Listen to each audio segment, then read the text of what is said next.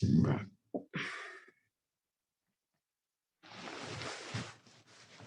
morning, everyone.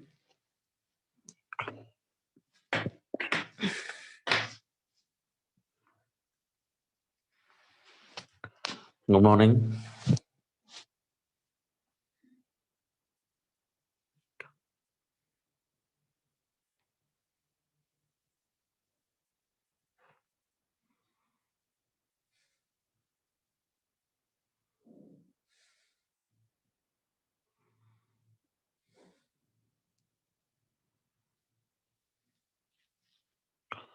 Chandan Kumar, good morning.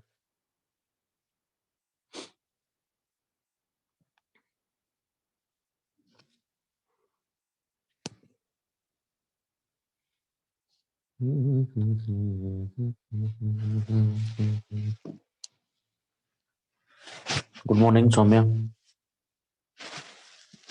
क्या लिखा है?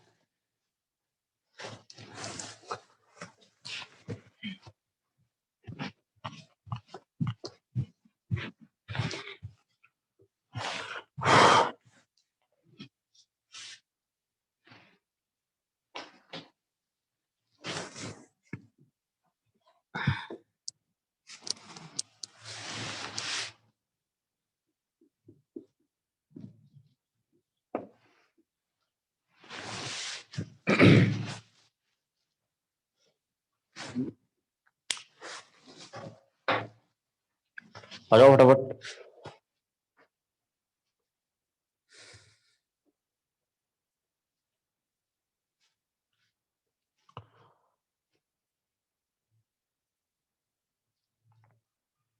कहाँ थे कल? क्या कर रहे थे?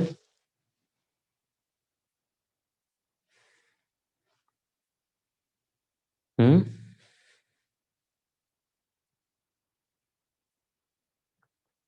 स्क्रीनिंग.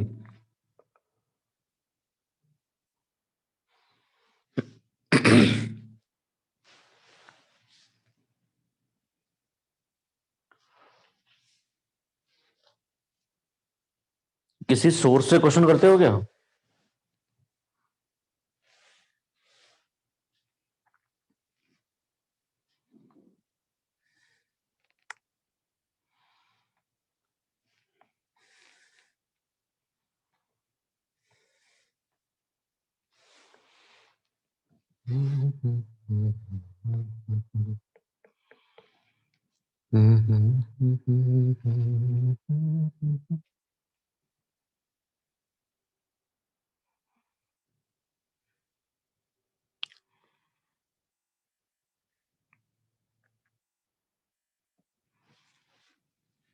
एग्जाम के बाद करेंगे?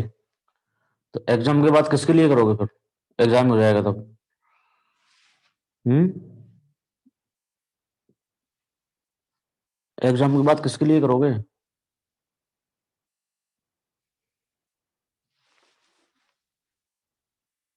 एग्जाम के लिए तो पढ़ते हैं. एग्जाम के बाद क्या करोगे?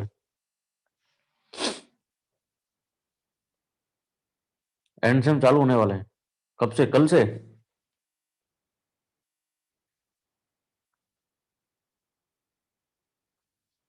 23. तो आज कितनी हो गई? आज डेट क्या है?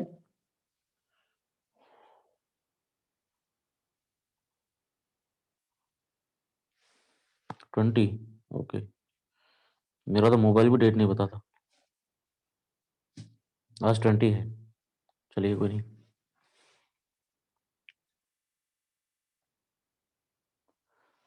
क्लियर यहाँ तक सब कुछ?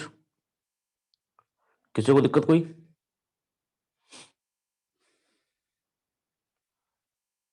यहाँ तक कोई दिक्कत किसी को भी? एनीवन?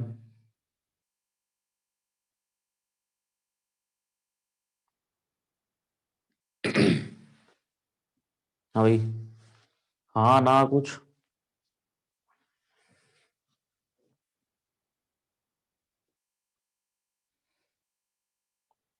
दिक्कत आएगी भी कैसे? क्वेश्चन नहीं करते हो तुम. दिक्कत आएगी भी क्यों?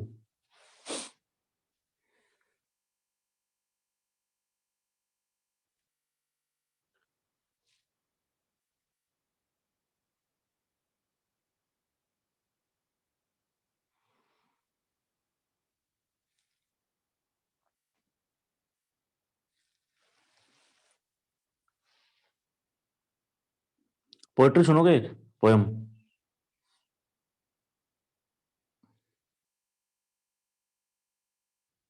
यार क्वेश्चन सेट का ऐसा है, सबसे अच्छा क्वेश्चन सेट तो रहता है कि तुम ईएससी और गेट के प्रीवियस ईयर के क्वेश्चन पेपर ले लो, उसमें सब कुछ आ जाता है। तुम 4-5 बुक खरीद लो, तुम 5 बुक ले लो, उससे अच्छे प्रैक्टिस सेट आपको कहीं भी नहीं मिलेंगे। देखिए ईएससी के ऑब्जेक्टिव और कन्वेंशनल दोनों, ईएससी के फर्स्ट पेपर और सेकंड पेपर के ऑब्जेक्टिव और कन्वेंशनल, दो दो 4 किताब हो जाएंगी, और एक गेट का। ये 5 किताब पढ़ लोगे, इसके बाद में सिविल इंजीनियरिंग में कुछ भी नहीं है इनके बाहर।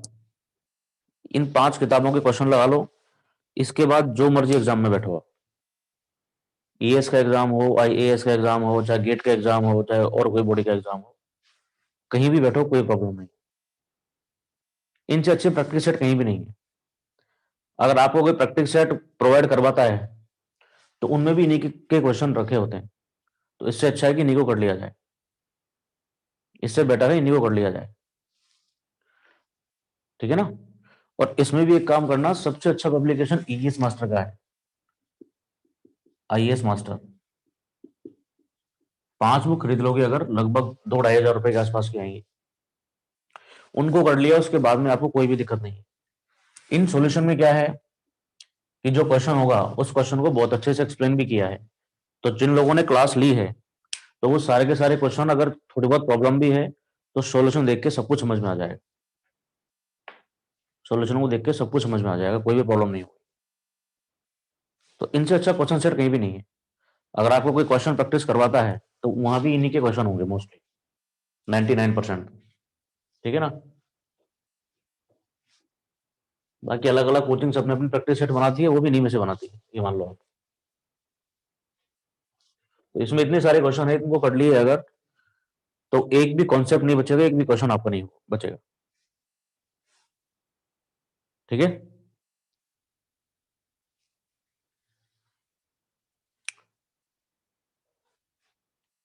हाँ तो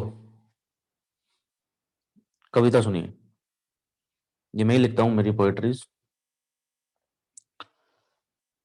तुझे उठना है, तुझे करना है, ये तुम्हारे सबके लिए है, बच्चों के लिए ही।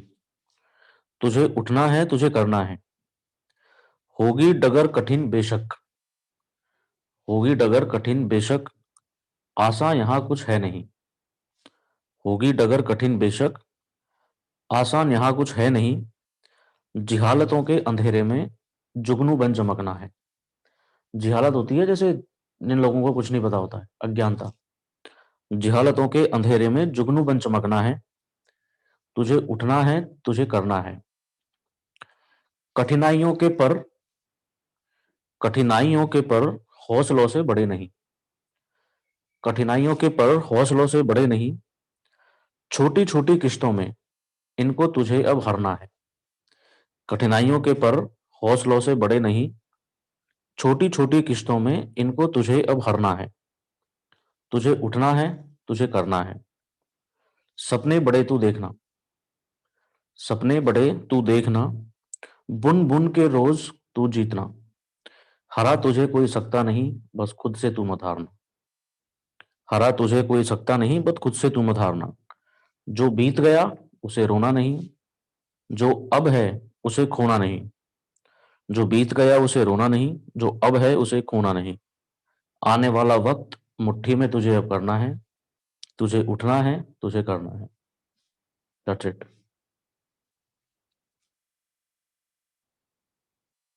तो इसके हिसाब से हमको क्या करना है अब? उठ तो गए ही होगे सब, है ना?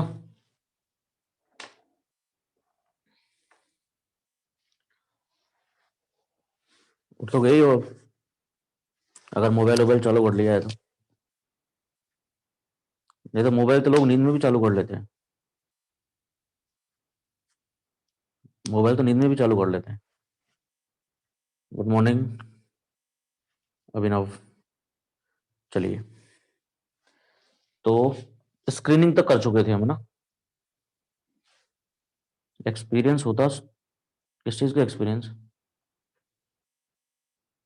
सौम्या क्या कहना चाहते हो?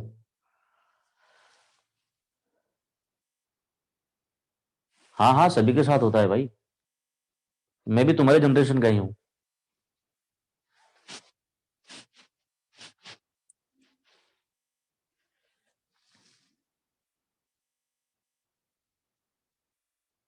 अच्छा, ऐसा करे होगा नींद में मोबाइल चलाने का एक्सपीरियंस है ऐसा? ओके। ठीक है। हाँ तो अच्छा ही है ना, बेड पे सारी क्लासेस लग रही हैं तुम्हारी, कहीं आने जाने की जरूरत नहीं है।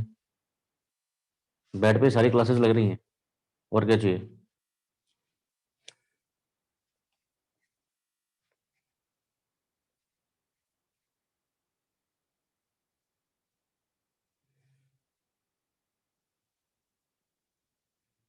है ना? चलिए, तो नेक्स्ट स्टेप है, अगला जो टॉपिक है वो है एरेशन। स्क्रीनिंग हो गया, कुछ नहीं है स्क्रीनिंग में, सिर्फ ऑब्जेक्ट भी पता होना चाहिए स्क्रीनिंग का क्या है।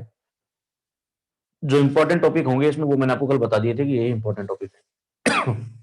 Next is aeration. Next is aeration. अच्छा, एरेशन में करते क्या है? एरेशन प्रोसेस में क्या करोगे आप? एरेशन प्रोसेस में क्या करोगे, बताओ फटाफट।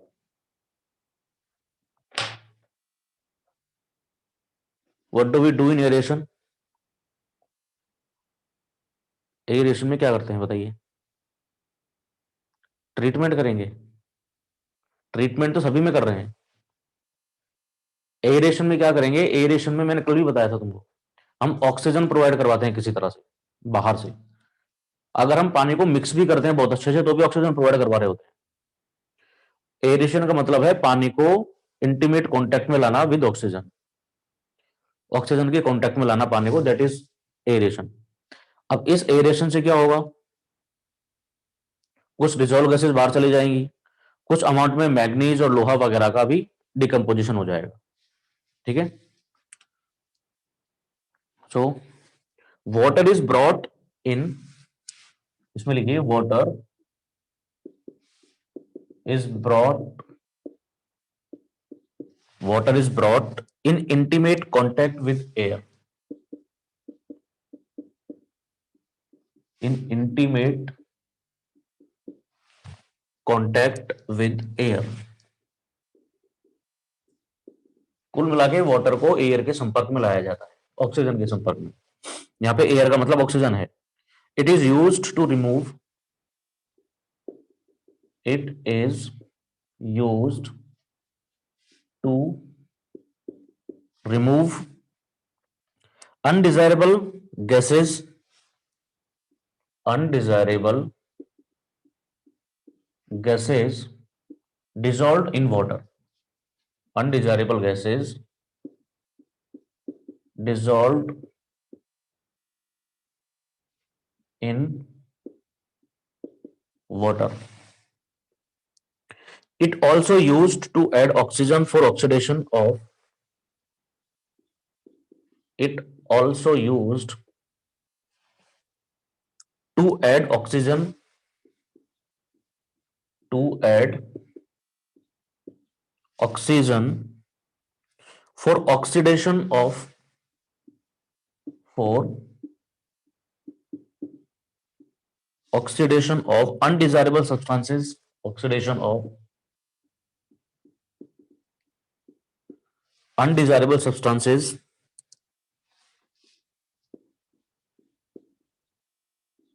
like oils, decomposing products of algae, decomposing products of algae etc। मतलब जो चीजें आसानी से डिकम्पोज हो सकती हैं उन चीजों के डिकम्पोजिशन में भी काम आता है ये एरेशन।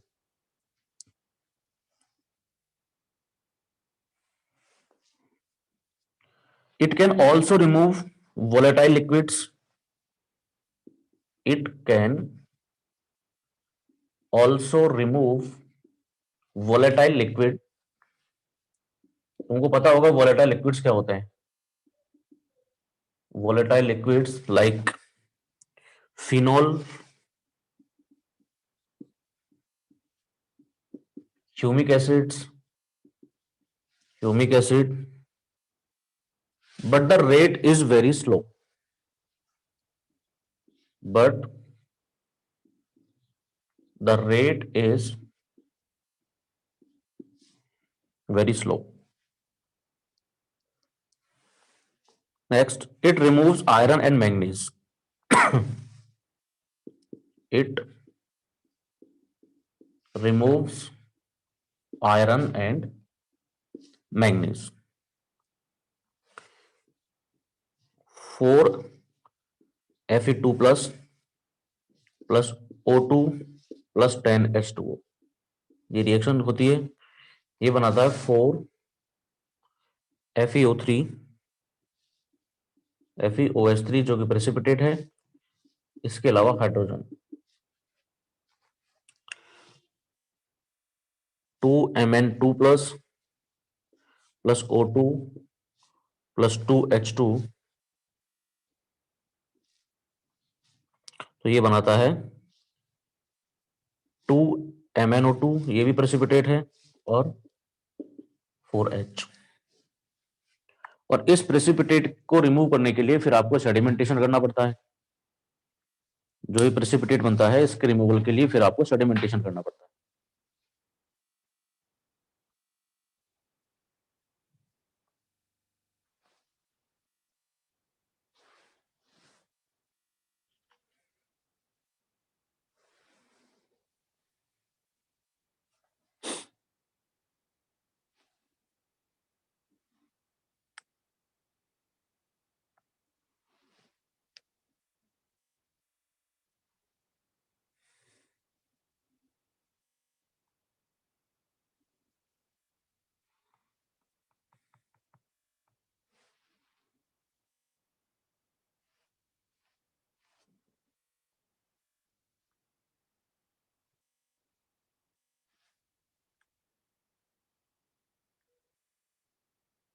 एल्गी नहीं बताएगा क्या होता है योगेश?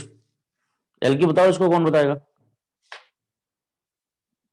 एल्गी।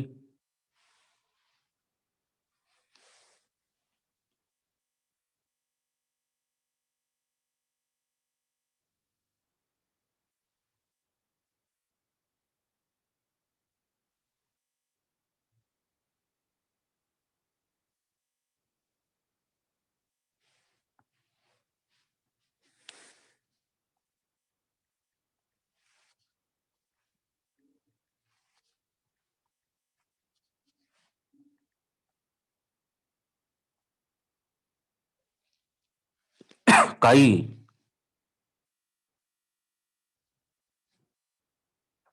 बिल्कुल सही है। तो यहां तक की जो चीजें हैं वो तो बिल्कुल साधारण है, कोई दिक्कत नहीं है।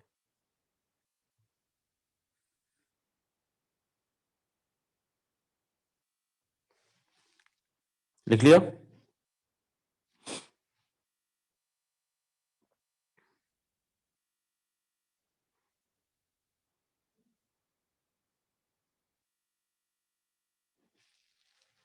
लिख लिया?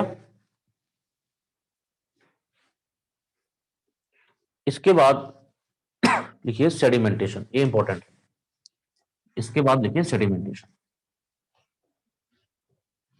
ये इंपॉर्टेंट है।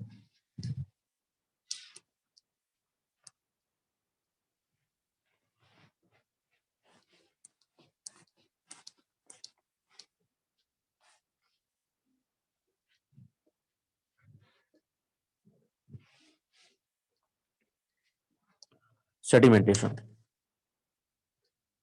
क्यों करते हैं? सेडिमेंटेशन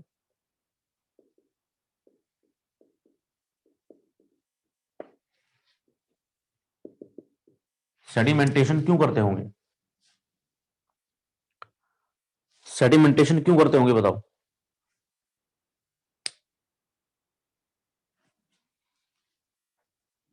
सेटल, क्या सेटल? किस चीज के सेटलिंग के लिए? हमारे पास काफी सारे तरीके के लिक्विड हो सकते हैं, सॉरी काफी सारे तरीके के सॉलिड हो सकते हैं पानी में, जो हमने बताया भी था एक बार आपको। हैवी पार्टिकल्स के सेटलिंग के लिए बहुत ज्यादा हैवी पार्टिकल तो पानी में होते नहीं है, पीने के पानी की बात करें तो वो पार्टिकल्स होंगे सीवेज में। पीने के पानी में बहुत बड़े पार्टिकल्स नहीं होते हैं। तो जो सस्पेंडेड पार्टिकल्स हैं, उन सस्पेंडेड पार्टिकल्स के रिमूवल के लिए सेडिमेंटेशन किया जाता है। सस्पेंडेड पार्टिकल्स, जो सस्पेंडेड सॉलिड्स हैं, उन सस्पेंडेड सॉलिड के रिमूवल के लिए हम सेडिमेंटेशन करते हैं। होगा क्या, यहां पे दो तरीके हैं सेडिमेंटेशन के। एक तरीका तो यह है कि तुम पानी लो, जिस पानी में सस्पेंडेड पार्टिकल्स हैं, जिस पानी में सस्पेंडेड पार्टिकल्स हैं, ये वाटर है इसमें, और वाटर के साथ बहुत सारे सस्पेंडेड पार्टिकल्स हो सकते हैं। वाटर के साथ बहुत सारे सस्पेंडेड पार्टिकल्स हो सकते हैं। कुछ पार्टिकल्स यहां है, कुछ यहां है, कहीं भी बहुत सारे पार्टिकल्स हो सकते हैं। तो एक तरीका तो ये है कि हमने इस पानी को किसी टैंक में भर के रखा, बिना डिस्टर्ब किए हुए कुछ देर के लिए रखा, लगभग 24 घंटे के लिए रखते हैं। उसके बाद में जो पार्टिकल्स होंगे वो पार्टिकल्स नीचे सेटल हो जाएंगे, वो पार्टिकल्स नीचे सेटल हो जाएंगे, ऊपर से पानी को हटा दो, नीचे से पार्टिकल्स को अलग कर दो। एक तरीका तो ये हो सकता है ना? एक तरीका तो ये हो सकता है। और ये जो सस्पेंडेड पार्टिकल्स हैं, ये सस्पेंडेड पार्टिकल्स सेटल होते हैं एज पर स्टोक्स लॉ। इनकी जो सेटलिंग वेलोसिटी है, इनकी जो सेटलिंग वेलोसिटी है वो सेटिस्फाई करती है स्टोक्स लॉ को। ठीक है, तो एक तरीका तो ये है कि पानी को भर के रख दिया, जो भी सेटल होंगे वो सेटल हो जाएंगे। बहुत सारे पार्टिकल्स इतने फाइनर होते हैं, इतने फाइन पार्टिकल्स होते हैं कि आप जब 24 घंटे तक पानी रखोगे तब भी वो यहीं घूमते रहेंगे, तभी भी वो सेटल नहीं होंगे। तो ऐसे पार्टिकल्स भी हो सकते हैं, उनका इलाज आगे करेंगे बाद में। दूसरा एक तरीका ये हो सकता है कि हम पानी को स्टिल ना रखें। हम एक लंबा टैंक लें जिसकी लेंथ ऑफ रीच काफी ज्यादा है, लेंथ ऑफ फ्लो बहुत ज्यादा है। हम एक ऐसा अप्रोच भी ले सकते हैं, जैसे मान लेते हैं ये कोई टैंक है, ठीक है, इस टैंक में यहां से पानी आता है, ये इसका इनलेट पॉइंट है, ये इसका इनलेट पॉइंट है। जो सारे के सारे पार्टिकल्स एंटर होंगे, सस्पेंडेड पार्टिकल्स पानी के साथ ही आएंगे, तो सारे के सारे सस्पेंडेड पार्टिकल्स जो एंटर होंगे वो एंटर होंगे यहां से, इसी एंट्री पॉइंट से एंटर होंगे सारे के सारे। सारे के सारे पार्टिकल्स भी एंट्री पॉइंट से एंटर होंगे, और वाटर भी एंट्री पॉइंट से एंटर होगा। होगा क्या, जो पानी है वो पानी का पार्टिकल तो यहां से सीधा निकल जाएगा, पानी का पार्टिकल तो यहां चला जाएगा, पानी का पार्टिकल तो यहां चला जाएगा। ठीक है, यहां एक सेटलिंग जोन, हम आगे बात करेंगे इसकी सेपरेटली। यहां एक सेटलिंग जोन रखते हैं हम, यहां एक सेटलिंग जोन रखते हैं। जितनी देर में ये पानी का पार्टिकल यहां से यहां गया, जितनी देर में ये पानी का पार्टिकल यहां से यहां गया, अगर उतनी देर में ये जो सस्पेंडेड पार्टिकल्स हैं, ये सस्पेंडेड पार्टिकल्स अगर बॉटम पे आ जाते हैं, ये सस्पेंडेड पार्टिकल्स अगर बॉटम पे आ जाते हैं जब तो रिमूव हो जाएंगे, अदरवाइज रिमूव नहीं होंगे। तो जो सस्पेंडेड पार्टिकल्स हैं, देखिए पानी की तो वेलोसिटी इधर वाले डायरेक्शन में होगी, अगर पानी फ्लो नहीं कर रहा होता तो पार्टिकल की सेटलिंग वेलोसिटी इस डायरेक्शन में होती, वर्टिकल डायरेक्शन में होती। अब लेकिन क्योंकि दोनों चीजें साथ साथ हो रही हैं, क्योंकि दोनों चीजें साथ साथ हो रही हैं, तो पार्टिकल जब सेटल करेगा तो वो कुछ इस तरह से करेगा। पार्टिकल्स की जो रिजल्टिंग सेटलिंग वेलोसिटी होगी वो कुछ इस तरह की होगी। तो जैसे पानी का पार्टिकल यहां से यहां जाएगा, उस वाले केस में ये जो पार्टिकल है, ये पार्टिकल इस तरह से चलेगा कहीं, ये पार्टिकल जो है वो इस तरह से चलेगा। जितनी देर में पानी यहां से यहां पहुंचेगा, अगर पार्टिकल यहां से यहां बॉटम पे पहुंच गए तब तो रिमूव हो जाएगा।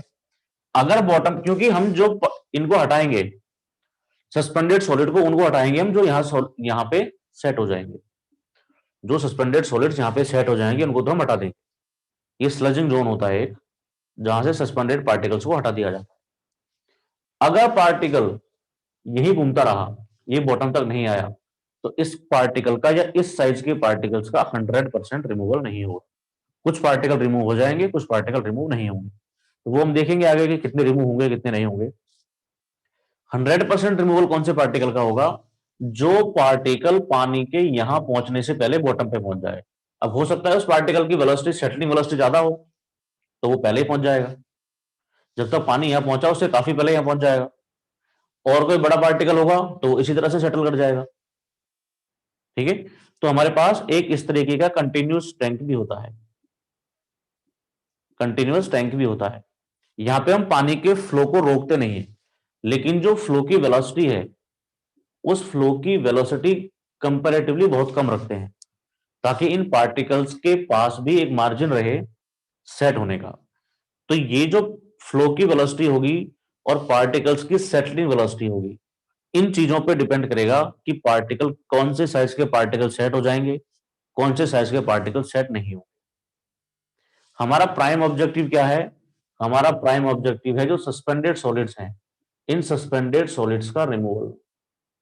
उसके लिए या तो हम ऐसे कर सकते हैं या तो हम ऐसे कर सकते हैं। जनरली हम ये वाला तरीका अडॉप्ट करते हैं, क्योंकि ये तरीका अडॉप्ट करोगे, आपने टैंक को भर के रख दिया, अब 24 घंटे के बाद संभालोगे इसको। तो जनरली हम इस तरीके का टैंक काम में लेते हैं। और इनकी दोनों की वेलोसिटी क्या है, वाटर की फ्लो की वेलोसिटी क्या है, इसके अलावा सेटलिंग वेलोसिटी ऑफ सॉलिड क्या है। सेटलिंग वेलोसिटी ऑफ सॉलिड किससे कैलकुलेट करेंगे? स्टोक्स लॉ से।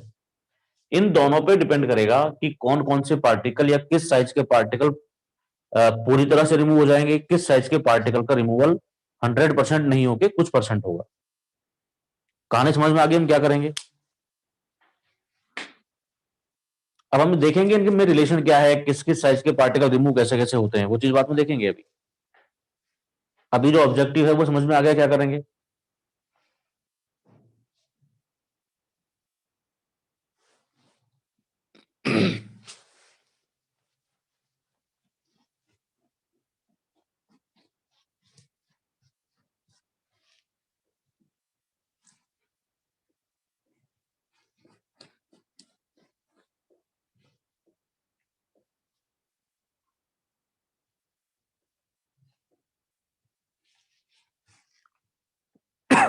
So we can write, it is a natural process by which sedimentation, it is a natural process, it is a natural process by which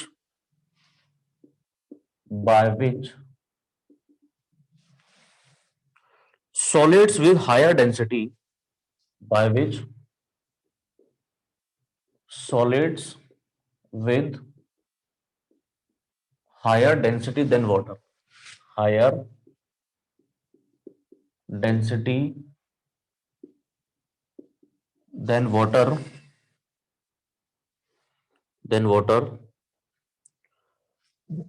settles under the action of gravity, settle under the action of, under the action of gravity. The purpose of sedimentation tank, purpose of sedimentation tank, purpose of sedimentation tank is to remove, is to remove suspended solids, is to remove suspended solids. अलग अलग exam में कई बार पूछा जा चुका है, ये sedimentation tank क्यों प्रोवाइड करवाते हैं? सस्पेंडेड सॉलिड को रिमूव करने के लिए। क्योंकि इसमें कई बार क्या करता है, वो सेटलेबल सॉलिड भी दे देता है। आपको दो तरह के ऑप्शन दे देता है, सेटलेबल सॉलिड्स, सेटलेबल सॉलिड्स और सस्पेंडेड सॉलिड, और सस्पेंडेड सॉलिड, ये दो ऑप्शन होते हैं।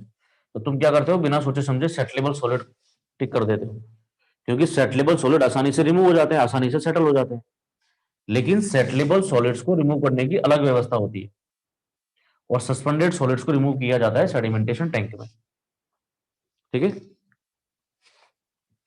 रॉ वाटर में जनरली सेटलेबल सॉलिड नहीं होते जनरली, मतलब बहुत ज्यादा बड़े पार्टिकल नहीं होते पीने के पानी में। जब सीवेज में जाएंगे तब हम सेटलेबल सॉलिड को रिमूव करेंगे। सेडिमेंटेशन इज क्लासिफाइड इनटू, या सेडिमेंटेशन में भी ऐसा लिख देता हूं, sedimentation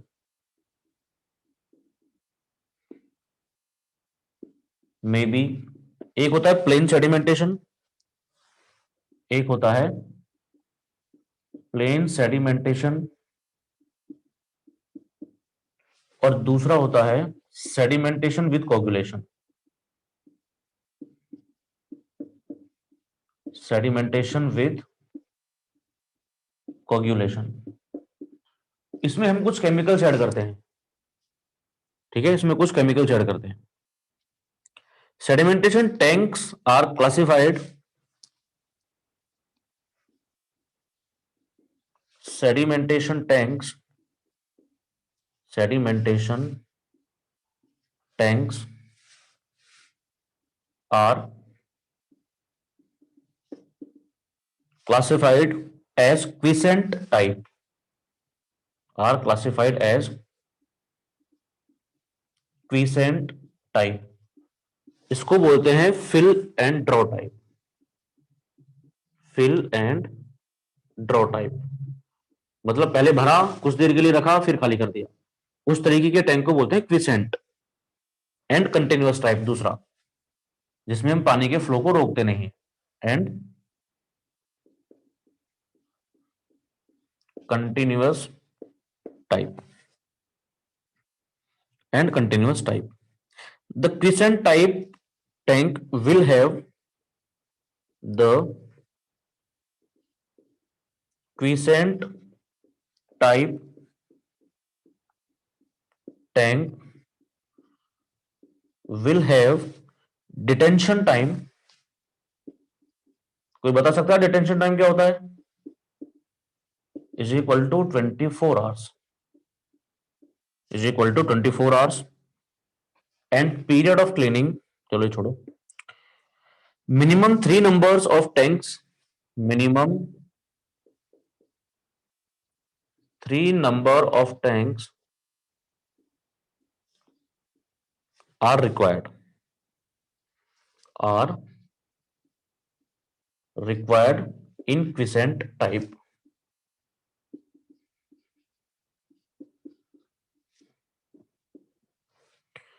tank will be design for maximum daily flow, ये इंपॉर्टेंट चीज है। Tank will be designed for maximum daily flow या मैक्सिमम डेली डिमांड कितना होता है?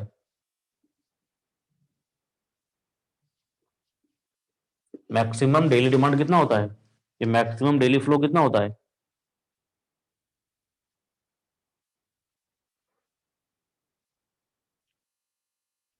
Maximum daily demand is equal to 1.8 Q.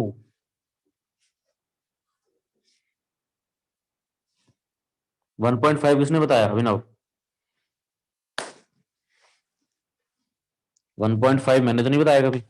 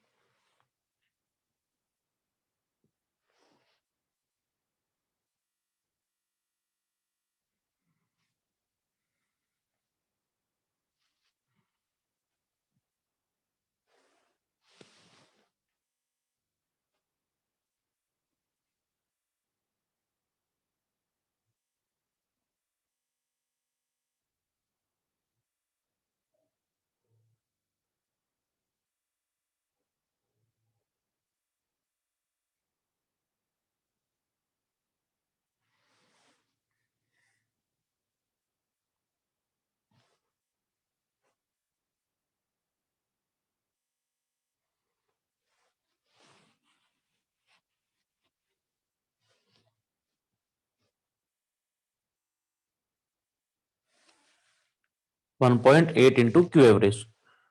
लिखो इसको, मैं आता हूं अभी।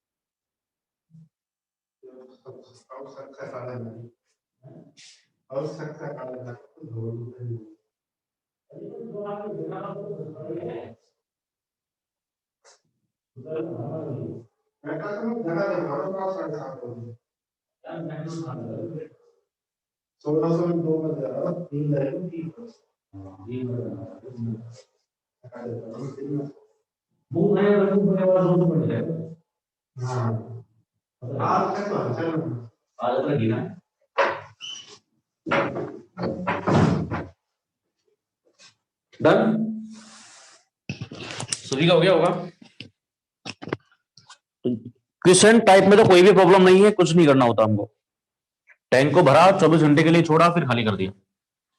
तो नीचे जो सेटल पार्टिकल्स थे, जो सेटल हुए थे सस्पेंडेड पार्टिकल्स, उनको रिमूव कर लेंगे।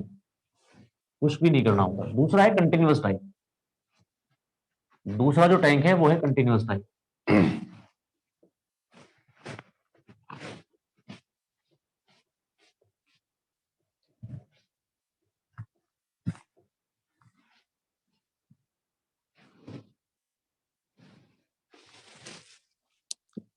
दूसरा है कंटिन्यूअस टाइप। हाँ, मिनिमम 3 टैंक रिक्वायर्ड होंगे, 2 ऑपरेशनल होंगे और 1 स्टैंड बाय होगा। अब भाई अगर तुम्हारे पास एक ही टैंक है, मान लो, उसकी सफाई भी तो करनी होती है। अगर एक ही टैंक है तो तुमने आज भर दिया टैंक को, कल तक तुम पानी को साफ कर ही नहीं पाओगे। कल तक पानी को साफ नहीं कर पाओगे ना, आपको पानी की सप्लाई तो डेली करनी है। तो 2 टैंक ऑपरेशनल होंगे और 1 स्टैंड बाय पे रहेगा। मतलब एक की सफाई चल रही होगी तो आप दूसरे को काम में ले सकते हो। 2 कम से कम ऑपरेशनल होंगे, तो कम से कम 3 टैंक चाहिए होंगे। क्योंकि जैसे मान लीजिए आपको आज इस टैंक में पानी डाला, आज इस टैंक में पानी डाला, तो इसकी सप्लाई तो कल करोगे। ये तो आगे कल जाएगा, 24 घंटे तो इसी में रहेगा। फिर एक दिन क्या करेंगे? इसके लिए कम से कम 2 टैंक चाहिए होते हैं। और कभी अगर किसी की सफाई करनी पड़ गई तो एक हमेशा स्टैंड बाय पे रहेगा। दूसरा है कंटिन्यूअस। कंटिन्यूअस टाइप, ये इंपॉर्टेंट है। देखिए, अगर हमारे पास ये टैंक है, ये टैंक का क्रॉस सेक्शन नहीं है ना। टैंक का क्रॉस सेक्शन कुछ अगर मैं दिखाऊं, तो क्रॉस सेक्शन इसका इस तरह से होगा, कुछ यहां से इस वाली तरफ से। तो ये कुछ इस तरह से होगा। ये इसका क्रॉस सेक्शन है, ठीक है ना। ये इसका क्रॉस सेक्शन है। ये डायमेंशन बी है, ये डायमेंशन एच है। तो क्रॉस सेक्शन तो ये है, ओके। तो ये भी बी हो जाएगा, ये एल हो जाएगा। तो क्रॉस सेक्शन इस तरह से है, ध्यान रखना। ये क्रॉस सेक्शन नहीं है। अब होगा क्या, यहां से पानी आ रहा है, इस वाली साइड से मान लो पानी आ रहा है, तो पानी का पार्टिकल तो यहां से लेके यहां चला जाएगा। पानी का पार्टिकल यहां से लेके यहां तक चला जाएगा। ये है लेंथ ऑफ टैंक। ये है लेंथ ऑफ टैंक। और इसके नीचे वाले साइड में एक स्लज जोन रखते हैं। एक बार समझ लेना, बाद में लिखना एक साथ। यहां पे स्लज जोन होता है, स्लज जोन। स्लज जोन का काम क्या है, जो सेटलेबल सॉलिड होंगे, सॉरी सस्पेंडेड जो सॉलिड होंगे वो यहां से फिर रिमूव हो जाएंगे आगे। जिस इनलेट से पानी एंटर करता है वहीं से आता है सस्पेंडेड सॉलिड, वहीं से आता है सस्पेंडेड सॉलिड। अब इस सस्पेंडेड सॉलिड की सेटलिंग वेलोसिटी कुछ होगी और पानी की फ्लो वेलोसिटी कुछ होगी। तो ये मैंने पहले बताया था कि ये इस तरह से, ये मैं क्रिटिकल कंडीशन ले रहा हूं। इस वाली लाइन को इस वाले पॉइंट से जोड़ने का मतलब मैंने क्रिटिकल कंडीशन लिया कि अगर क्रिटिकल कंडीशन होगी और उस केस में ये पार्टिकल यहां पहुंच गया बिल्कुल बॉटम पे, जब तक पानी का पार्टिकल यहां पहुंचा तब तक तो उसका 100% रिमूवल हो जाएगा। अगर मान लीजिए पार्टिकल की सेटलिंग वेलोसिटी थोड़ी सी ज्यादा है, तो जब तक पानी का पार्टिकल यहां से यहां पहुंचेगा तो उससे पहले ही बॉटम को टच कर जाएगा। और भी अगर साइज ज्यादा हुई या सेटलिंग वेलोसिटी ज्यादा हुई तो और भी पहले टच कर जाएगा। तो ये तो सारे के सारे रिमूव हो जाएंगे भाई, ये तो सारे के सारे रिमूव हो जाएंगे। ये वाले जो पार्टिकल मैंने ड्रॉ किए हैं डॉटेड लाइन में, ये तो सारे के सारे रिमूव हो जाएंगे, है ना। तो ये क्रिटिकल कंडीशन है, ये क्रिटिकल कंडीशन है। अगर किसी पार्टिकल की वेलोसिटी, जब तक पानी यहां से यहां पहुंचेगा तब तक वो पार्टिकल मान लेते हैं कि यहां से यहां पहुंच रहा होगा, तो ये 100% रिमूव हो सकता है क्या? क्योंकि हम रिमूव तो यहां से करेंगे, जो पार्टिकल स्लज जोन में आ गया वो रिमूव होगा। तो अगर कोई पार्टिकल, पानी का पार्टिकल यहां से लेके यहां तक पहुंचा, उस टाइम पे जो सॉलिड पार्टिकल है वो यहां से यहां पहुंचेगा अगर, तो वो 100% रिमूव हो सकता है क्या? वो 100% रिमूव नहीं होगा, वो 100% रिमूव नहीं होगा। ठीक है, वो 100% रिमूव नहीं होगा।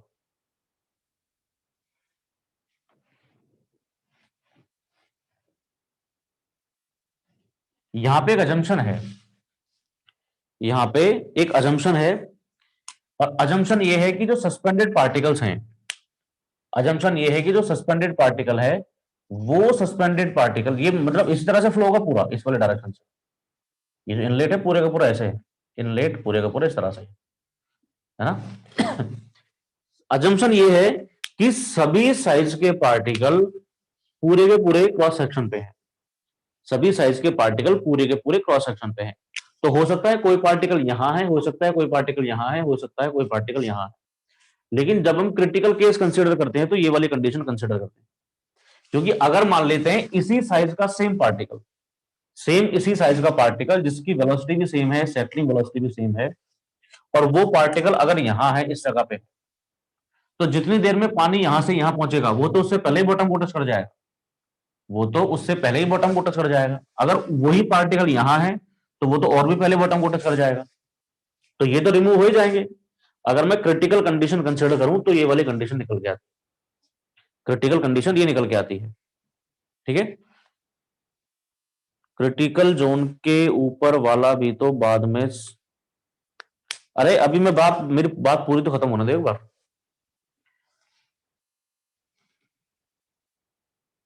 बात की तो कंडीशन ही नहीं है यहाँ, क्योंकि पानी पूरे का पूरा ऐसे बाहर निकल जाएगा।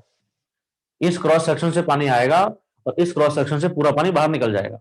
पानी का मतलब ये नहीं कि ऊपर से बाहर निकलेगा, इस पूरे क्रॉस सेक्शन से पानी आ रहा है। अभी मैं वापस दिखा देता हूं तुमको क्रॉस सेक्शन बना के।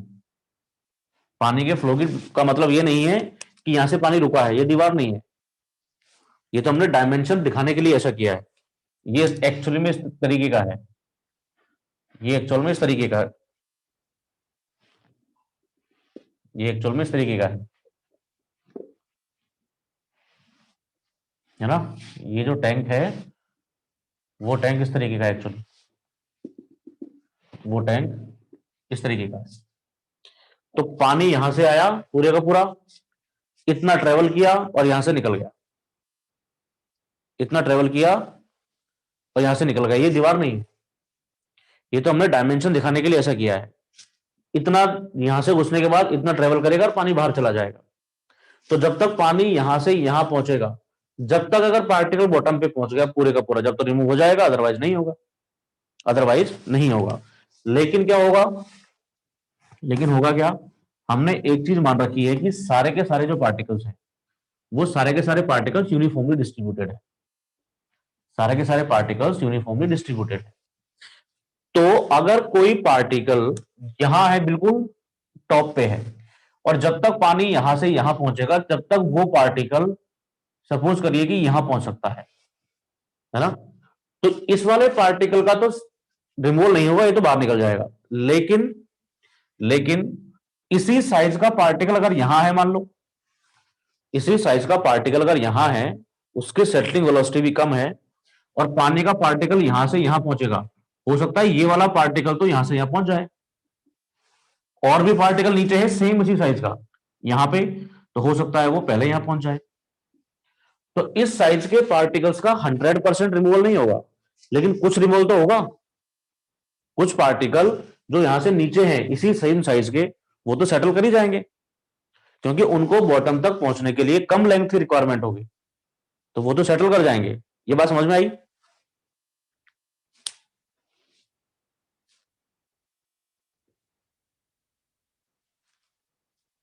ये बात समझ में आई?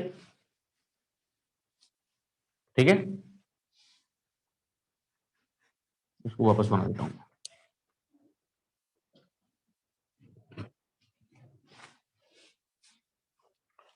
तो ये टैंक है आपका,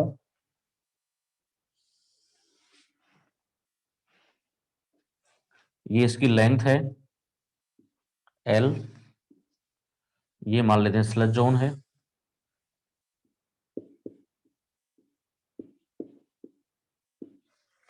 और यहां से लेके यहां तक ये सपोज हाइट है टैंक, ये सपोज टैंक का हाइट है। तो कोई पार्टिकल अगर यहां है तो वो रिमूव होगा कब? जब वो यहां से यहां पहुंच जाएगा, तब वो यहां से यहां पहुंच जाएगा। अब क्योंकि इसके लिए दो चीजें काम कर रही हैं, एक तो पानी के फ्लो की डायरेक्शन ये है, इसको मैं नाम दे देता हूं VF, ये तो पानी के फ्लो की डायरेक्शन है, और इधर की तरफ जो पार्टिकल है वो पार्टिकल शटल कर रहा है, इसको मैं नाम दे देता हूं VS। ठीक है, ये क्रिटिकल है। अगर VS से कम वेलोसिटी होगी सेटलिंग वेलोसिटी, तो 100% रिमूवल नहीं होगा, और VS से ज्यादा वेलोसिटी होगी तो क्या होगा? अगर किसी पार्टिकल की सेटलिंग वेलोसिटी VS से ज्यादा है तब क्या होगा? वो पार्टिकल पूरी तरह रिमूव होंगे या नहीं होंगे? वो पार्टिकल पूरी तरह रिमूव होंगे या नहीं होंगे? पूरी तरह रिमूव हो जाएंगे ना वो तो। लेकिन अगर किसी पार्टिकल की सेटलिंग वेलोसिटी इस VS से कम है, तो वो कुछ परसेंट रिमूव होंगे। अगर वो पार्टिकल यहां है, अगर वो कुछ पार्टिकल यहां है, तो यहां से मान लेते रिमूव हो जाएंगे। यहां से कोई पार्टिकल जितनी देर में पानी पास करेगा उतनी देर में यहां से यहां पहुंच जाता है, तो और उसका हाइट है सपोज h। तो ये पार्टिकल, इस वाली साइज के पार्टिकल जिनकी सेटलिंग वेलोसिटी में लिख देता हूं सपोज VS डैश है, और ये तो इतना ही रहेगा पानी के फ्लो की डायरेक्शन। तो इन दोनों लाइंस को देख के मुझे बता सकते हो क्या? VS और VS डैश, इन दोनों में से ज्यादा वेलोसिटी कौन सी है सेटलिंग वेलोसिटी? VS और VS डैश, इन दोनों में से सेटलिंग वेलोसिटी ज्यादा किस पार्टिकल की कौन सी होगी? VS ज्यादा होगा या VS डैश ज्यादा होगा? VS डैश, VS ज्यादा होगा ना भाई। जितनी देर में पानी यहां से यहां पहुंच रहा है उतनी देर में ये पार्टिकल यहां से यहां पहुंच जाता है, मतलब वो इतना h डिस्टेंस ट्रेवल कर जाता है।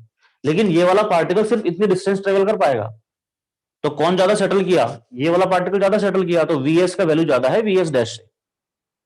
VS का वैल्यू ज्यादा है VS डैश से, यहां पे VS का वैल्यू ज्यादा है।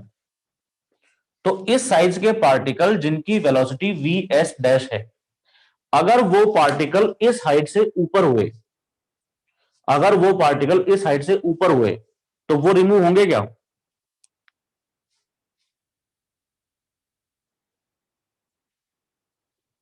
यस, कौन बोल रहा है?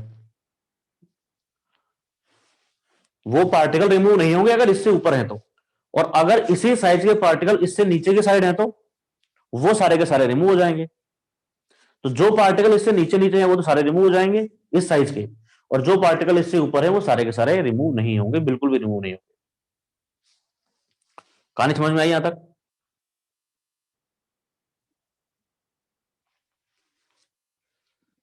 ठीक है। अब मुझे बताओ टाइम ऑफ हॉरिजॉन्टल फ्लो, पानी का पार्टिकल इस टैंक में कितनी देर रुकेगा, कौन बताएगा? टाइम ऑफ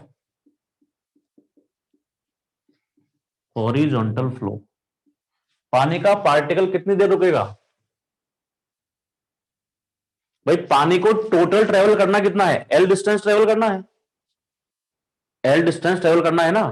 तो अगर मैं इस एल को इसकी वेलोसिटी के साथ डिवाइड कर दूं तो आंसर आ जाएगा। क्या हो जाएगा? Length of flow, length of flow divided by velocity of horizontal flow, velocity of horizontal flow. इसको हम कह देते हैं एल बाय वी एफ। सही है क्या? L by V F. ठीक है। ये जो पानी का पार्टिकल इस टैंक में जितनी देर रुकता है उसी को डिटेंशन टाइम बोलते हैं हम, इसी को बोलते हैं हम डिटेंशन टाइम। डिटेंशन टाइम का मतलब है पानी का पार्टिकल टैंक में कितनी देर रुकता है, वो है डिटेंशन टाइम। अब अगर मैं देखूं velocity of flow, V F क्या होता है, वेलोसिटी क्या होता है, Q by cross section area. तो क्यू बाय एरिया में क्या लिखूं बताओ? डिस्चार्ज बाय एरिया होता है ना वेलोसिटी। तो एरिया कौन सा आएगा मुझे बताओ, कौन बताएगा?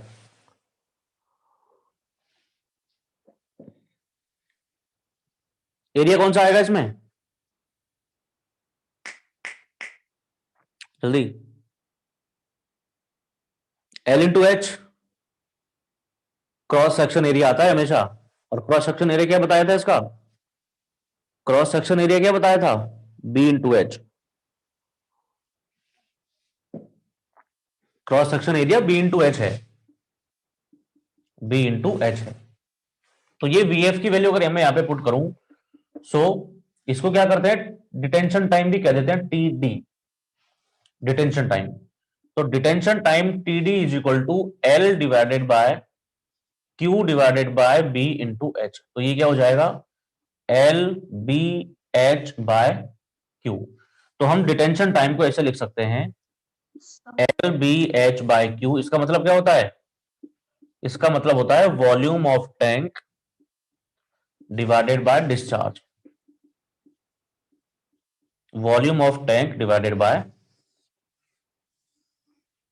डिस्चार्ज। ठीक है, volume of tank bye discharge, ये होता है डिटेंशन टाइम।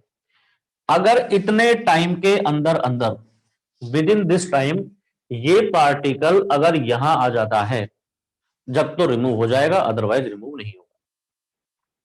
जब तो रिमूव हो जाएगा, अदरवाइज रिमूव नहीं होगा। क्लियर है? सो time of falling through height H, time of falling, time of falling of particle through height capital H कितना होगा? इस पार्टिकल को सेट होने में कितना टाइम लगेगा, H divided by V S, H divided by V S. और ये जो time of flow, time of falling of particle है, अगर ये विद इन दिस टाइम हो जाता है, टीडी के अंदर अंदर हो जाता है, जब तो रिमूव हो जाएगा। तो अगर मैं इन दोनों टाइम को बराबर कर दूं, अगर मैं दोनों टाइम को बराबर कर दूं तो क्या आएगा देखिए, इतना लिखो पहले, मेरे पास जगह नहीं है। यहां तक की चीज समझ में आ गई क्या, या किसी को कंफ्यूजन है?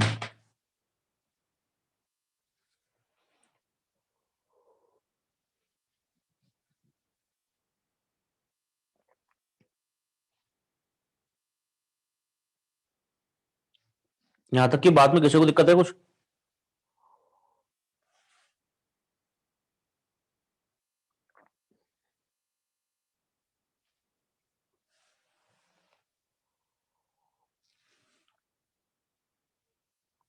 देखो यहां तक।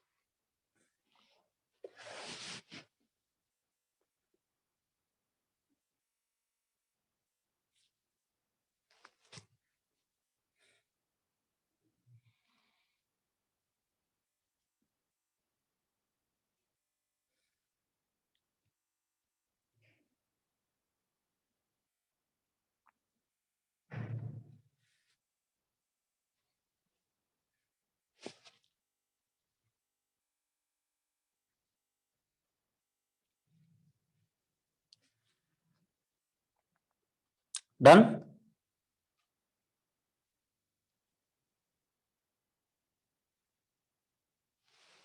सभी का हो गया?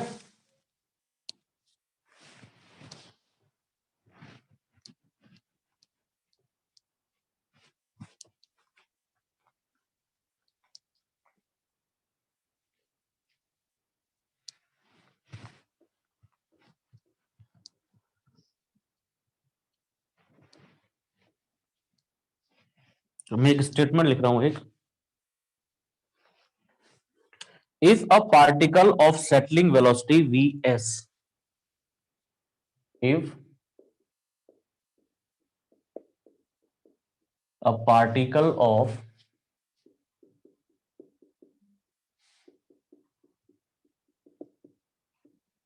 settling velocity vs is introduced at the top,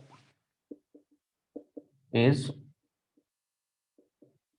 introduced at the top, introduced at the top most inlet point, at the topmost inlet point, it will be, it will assumed to be removed,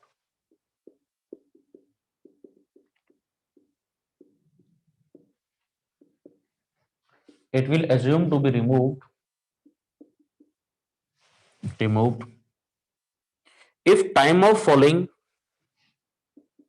if time of falling through height h, through height h is equal to detention time, is equal to detention time। मतलब क्या हुआ कहने का कि अगर ये particle इस time से पहले पहले या इस टाइम के बराबर टाइम तक सेटल हो गया तो रिमूव हो जाएगा, अदरवाइज नहीं होगा। तो अगर क्रिटिकल कंडीशन कंसीडर करें तो ये दोनों टाइम बराबर होने चाहिए, तो ये दोनों टाइम बराबर होने चाहिए। तो T D is equal to क्या हो जाएगा, एच बाय वी एस। अगर इसका removal L B H by Q हो जाए, जब तो वो पार्टिकल 100% रिमूव हो जाएगा। एच से एच कैंसिल आउट हो गया, तो वी एस क्या बचा, Q by B L, V S बचा Q by B L.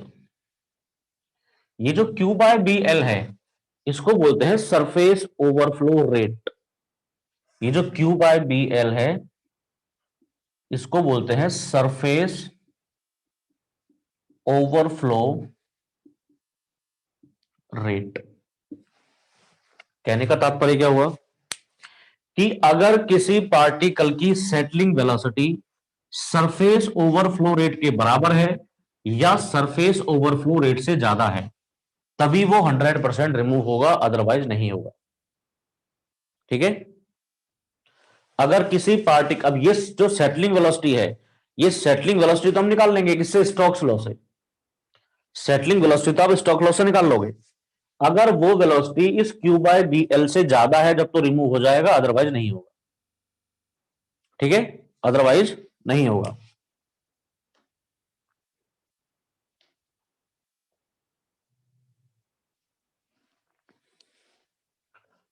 So hence, अब स्टेटमेंट लिखना है, hence surface overflow rate can be thought of, hence surface overflow rate can be thought of, can be thought of as settling velocity of that particle, thought of as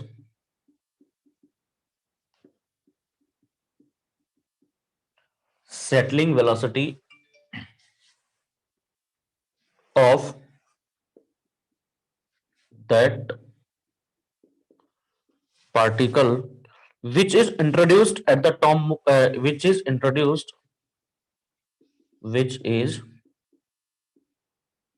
introduced at the topmost point, introduced at the top most point at inlet at inlet will reach the bottommost point, will reach the bottom most point at outlet. ठीक है। thus thus the particles having size thus the particles having size greater than the particle having size greater than the particle greater than the particle for which for which settling velocity is equal to for which settling velocity is equal to or more than equal to or more than surface overflow rate surface overflow rate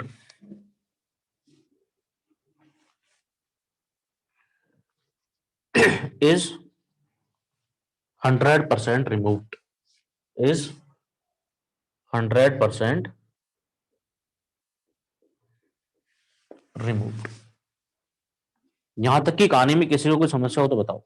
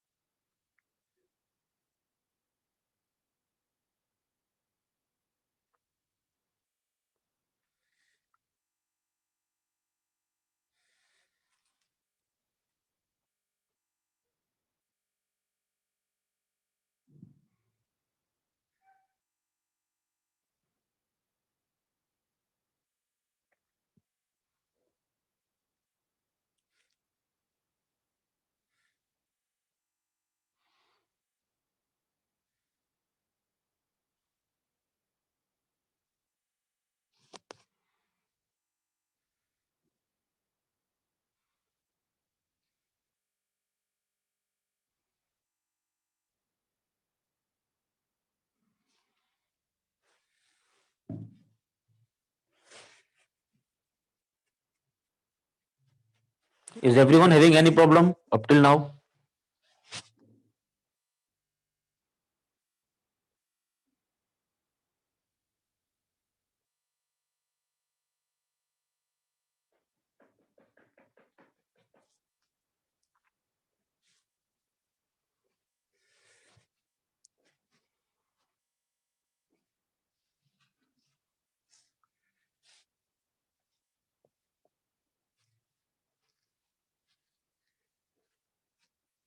Done?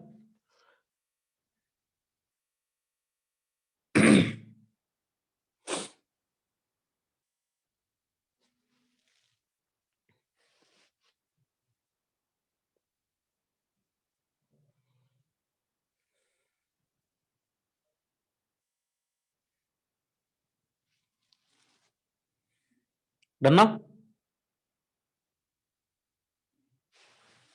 ये तो बात हुई उन particles की जिन particles की settling velocity surface overflow rate के बराबर है या उससे ज्यादा है।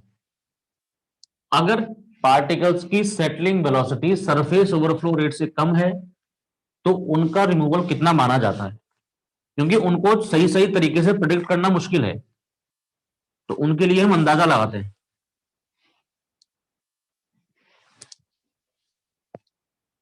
उनके लिए हम अंदाजा लगाते हैं।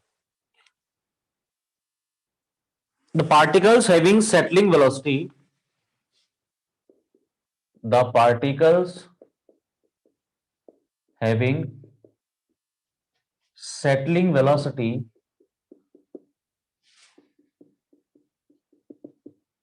less than, ये ऐसा कह देते हैं हम, सेटलिंग वेलोसिटी के लिए कह देते हैं V S dash, and this is less than V S, then percentage removal of that these particles, percentage removal of these particles is given by Vs dash divided by Vs into 100, कि वो इतने percent remove हो जाएंगे, ऐसा मानते हैं हम।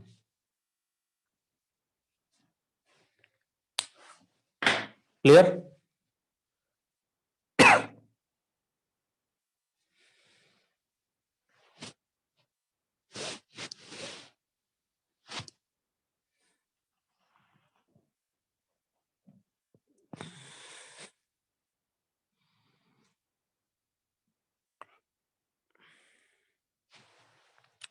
बता दो ना, अब क्वेश्चन लिखेंगे एक।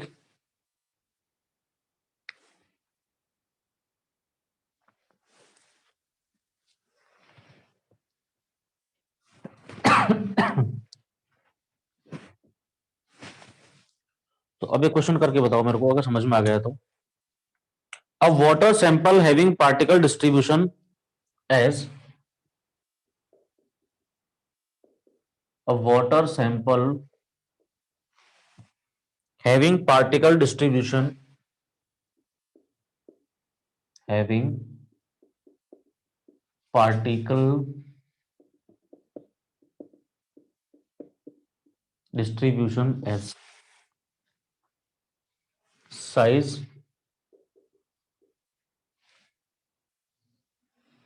quantity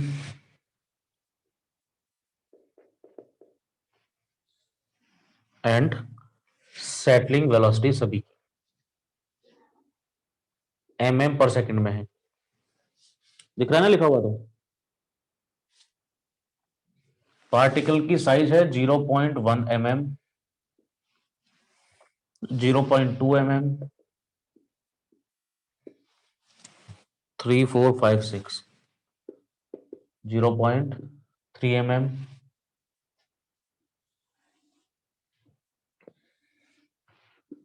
0.4 mm,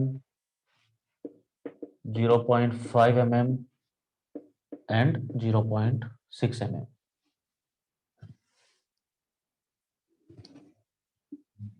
ये पार्टिकल की साइज है और जो क्वांटिटी है ये पार्टिकल्स 10% है, ये पार्टिकल्स 20% है, ये 15%, 5 30 20, ये 5%, ये 30% और ये 20%।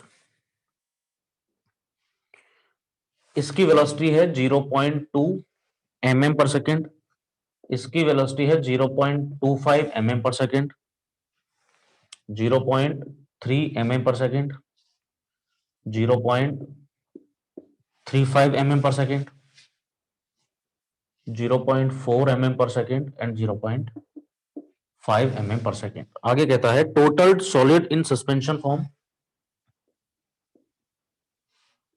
Total solids in suspension form, ये है 1000 ग्राम, 1000 ग्राम। और surface overflow rate of tank is surface overflow rate surface overflow rate is 0.35 mm per second. ये सरफेस ओवरफ्लो रेट है। Determine determine efficiency of tank. Determine efficiency of tank. Efficiency of tank का मतलब यह है कि इस 1000 ग्राम के sample में से टोटल कितने ग्राम सॉलिड सेटल हो गए। कैसे पता करोगे? हमारे पास सबकी सेटिंग वेलोसिटी है, सभी पार्टिकल्स की, और हमारे पास सरफेस ओवरफ्लो रेट भी है। हम एक बात ये जानते हैं, अगर किसी पार्टिकल की settling velocity surface overflow rate के बराबर है या उससे ज्यादा है तो उनका तो 100% रिमूवल हो जाता है। और अगर किसी पार्टिकल की सेटलिंग वेलोसिटी इस सरफेस ओवरफ्लो रेट से कम है तो उसका भी हमको पता है कितना रिमूवल होता है। टोटल क्वांटिटी भी आपके पास है 1000 ग्राम, उसमें से ये क्वांटिटी पता चली जाएगी कि कौन से साइज के पार्टिकल्स कितने हैं और किस किस की कितनी कितनी रिमूवल होगा, वो कैलकुलेट कर लो, सबको ऐड कर दो, तुमको पता चल जाएगा टोटल कितने पार्टिकल, कितने ग्राम पार्टिकल रिमूव हुए। उसको डिवाइड कर दो 1000 ग्राम से, एफिशिएंसी आ जाएगी। कर सकते हो क्या? कोशिश करो।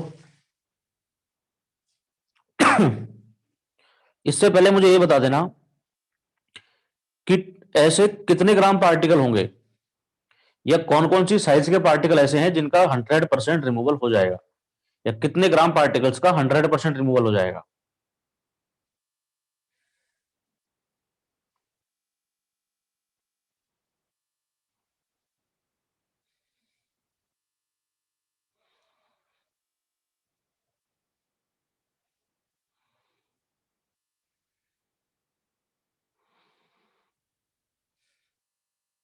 0.456, वेरी गुड।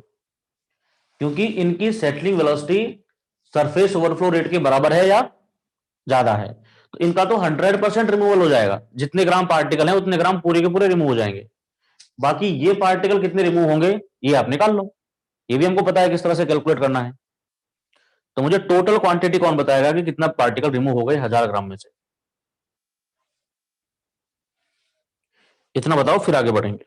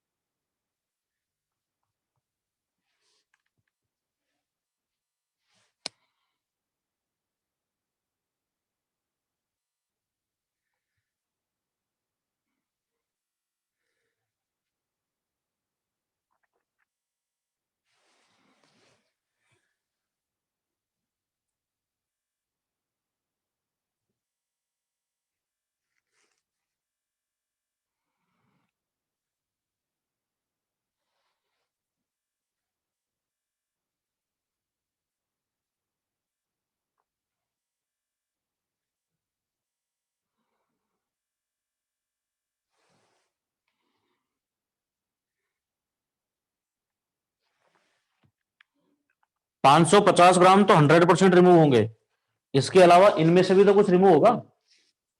बाकी के जो 450 ग्राम है इनमें से भी कुछ रिमूव होगा, भले ही ये 100% ना हो लेकिन कुछ परसेंट तो रिमूव होता ही है ना। We S dash divided by V S into 100, इतने तो रिमूव होते ही हैं। तो इनकी भी कैलकुलेशन करो, फिर सबको ऐड करके बताओ टोटल कितना रिमूव हो जाएगा।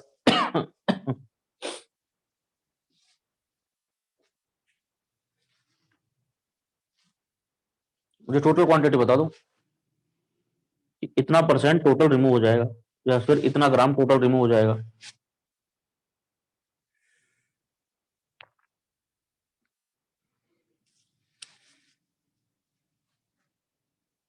70.65। Anyone else?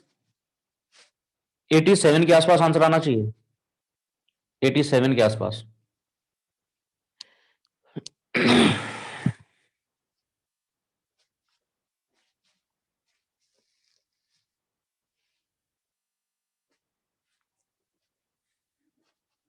मतलब 870 ग्राम के आसपास पार्टिकल रिमूव होंगे लगभग। चेक करो कैलकुलेशन में मिस्टेक ही है कहीं।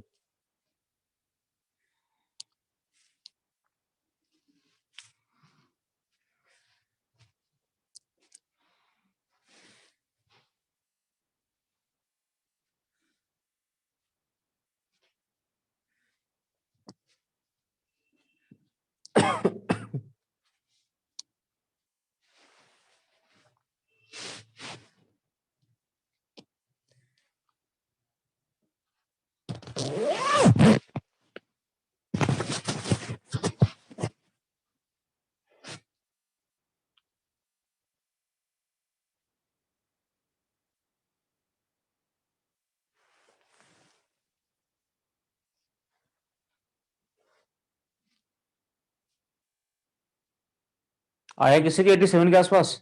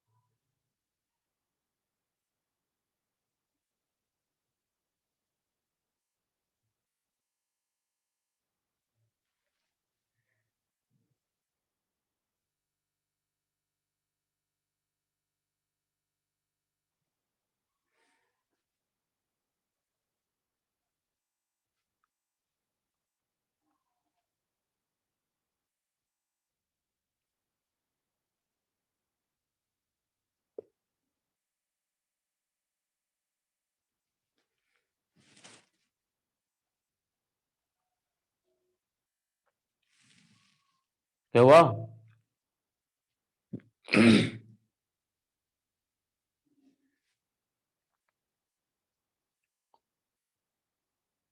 कर भी रहे हो या बैठे हो?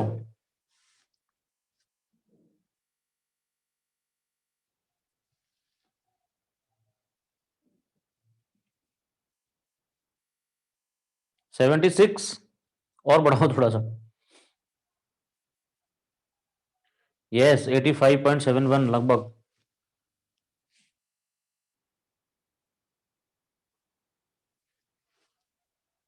578? ये तो 57% हुआ फिर।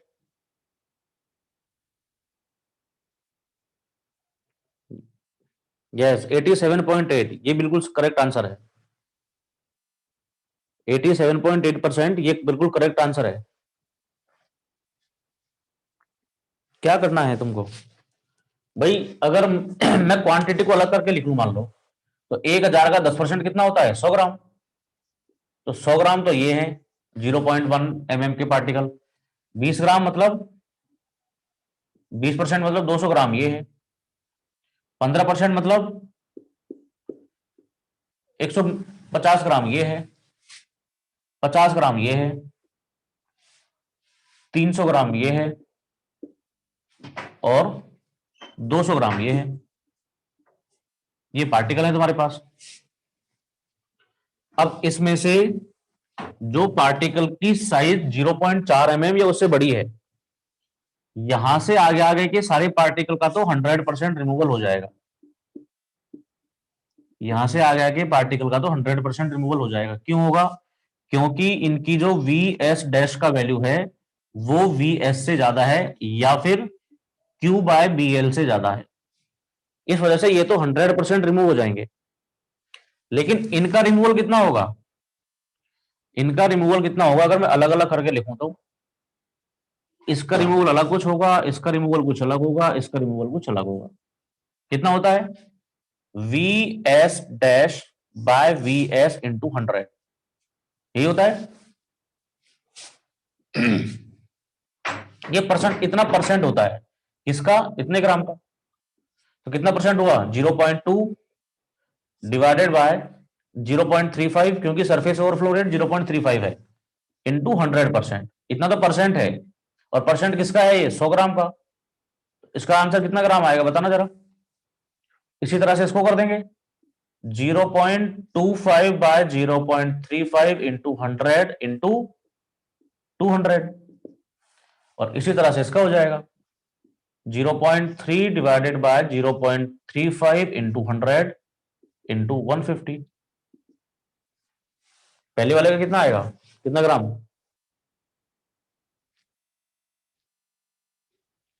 भाई ये तो इतना परसेंट आएगा ना। और ये परसेंट किसका है, 100 ग्राम का, तो 100 से मल्टीप्लाई कर दिया। ये परसेंट 200 ग्राम का है, 200 से मल्टीप्लाई कर दिया, तो आपको ग्राम में आंसर मिल जाएगा। आपको ग्राम में आंसर मिल जाएगा। मुझे आंसर नहीं पता, इसका आंसर बताइए कितना आता है पहले वाले का। 0.1 mm का कितना ग्राम रिमूवल आता है, 100 ग्राम में से कितना रिमूव होगा, 66.6 होगा क्या, कौन बता रहा है, आकाश, सही है क्या इसका।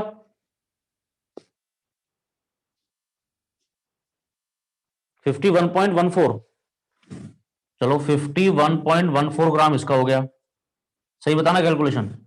इसका कितना होगा दूसरे वाले का, 0.2 mm का कितना होगा, 57.14 है क्या, कोई बात नहीं, 57.14। दूसरे वाले का 142.8, 142.8 ग्राम। और तीसरे वाले का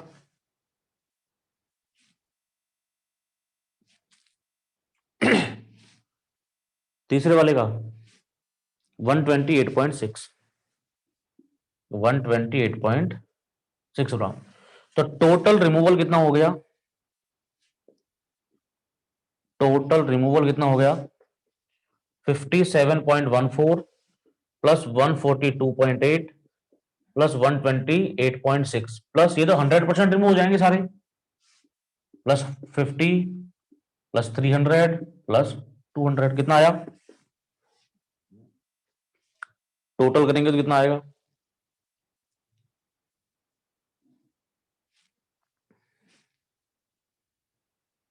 878.6, 878.6 ग्राम। तो एफिशिएंसी ऑफ टैंक कितना हो जाएगा, इतना परसेंट, इतना रिमूव कर दिया 878.6 ग्राम 1000 ग्राम में से, तो 87.86% एफिशिएंसी है टैंक की।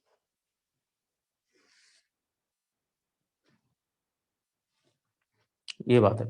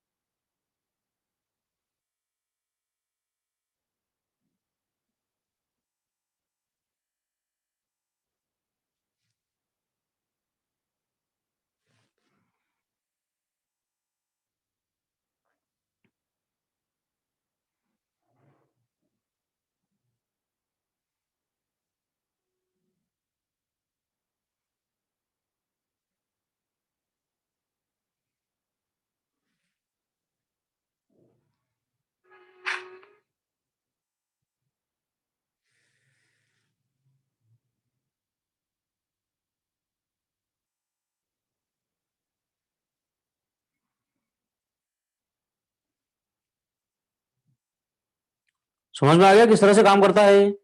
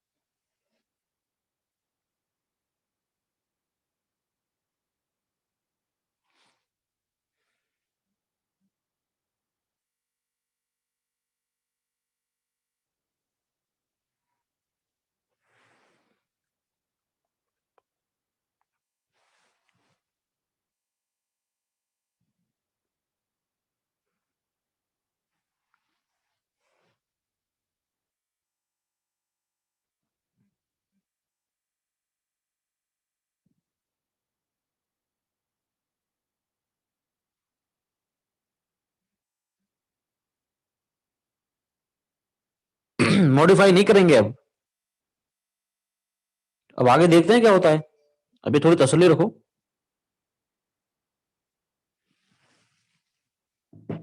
अब इसके आगे देखेंगे क्या होता है। और जो ये समस्या है ये लगभग सभी सेडिमेंटेशन टैंक में होती है कि 100% पार्टिकल्स रिमूव नहीं हो पाते। 100% पार्टिकल्स रिमूव नहीं हो पाते। क्यों नहीं हो पाते? क्योंकि कुछ पार्टिकल बहुत छोटे होते हैं और उन पार्टिकल्स की settling velocity surface overflow rate को मैच नहीं कर पाती है। इस वजह से उनका रिमूवल नहीं होता। मिटा दूं क्या इसको?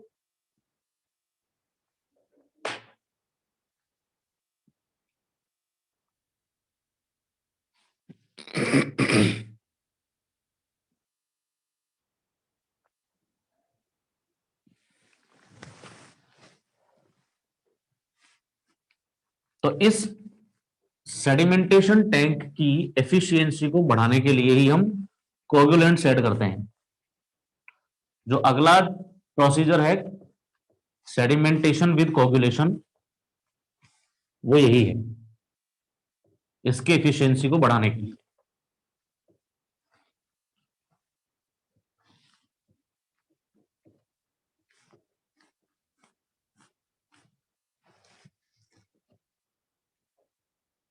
नेक्स्ट लिखिए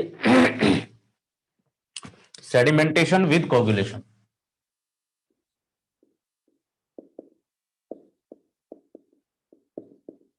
सेडिमेंटेशन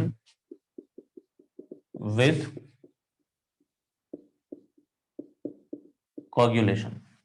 इसको कोगुलेशन एडेड सेडिमेंटेशन भी कहते हैं।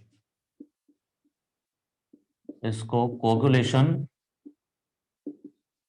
Added sedimentation. भाई अब हमको जो पार्टिकल्स है सारे के सारों को रिमूव करना है। आरओ नहीं है ये।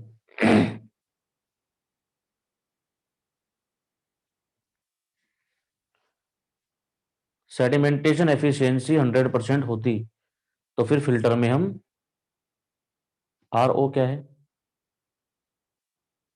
अरे हम कोगुलेंट ऐड करेंगे तब भी प्रॉब्लम आएगी। देखिए अभी पूरी प्रोसेस होने दीजिए एक बार तब समझ में आएगा। ये सारे तरीके की समस्याओं का सामना करना पड़ता है हमको। जिंदगी इतनी आसान थोड़ी है।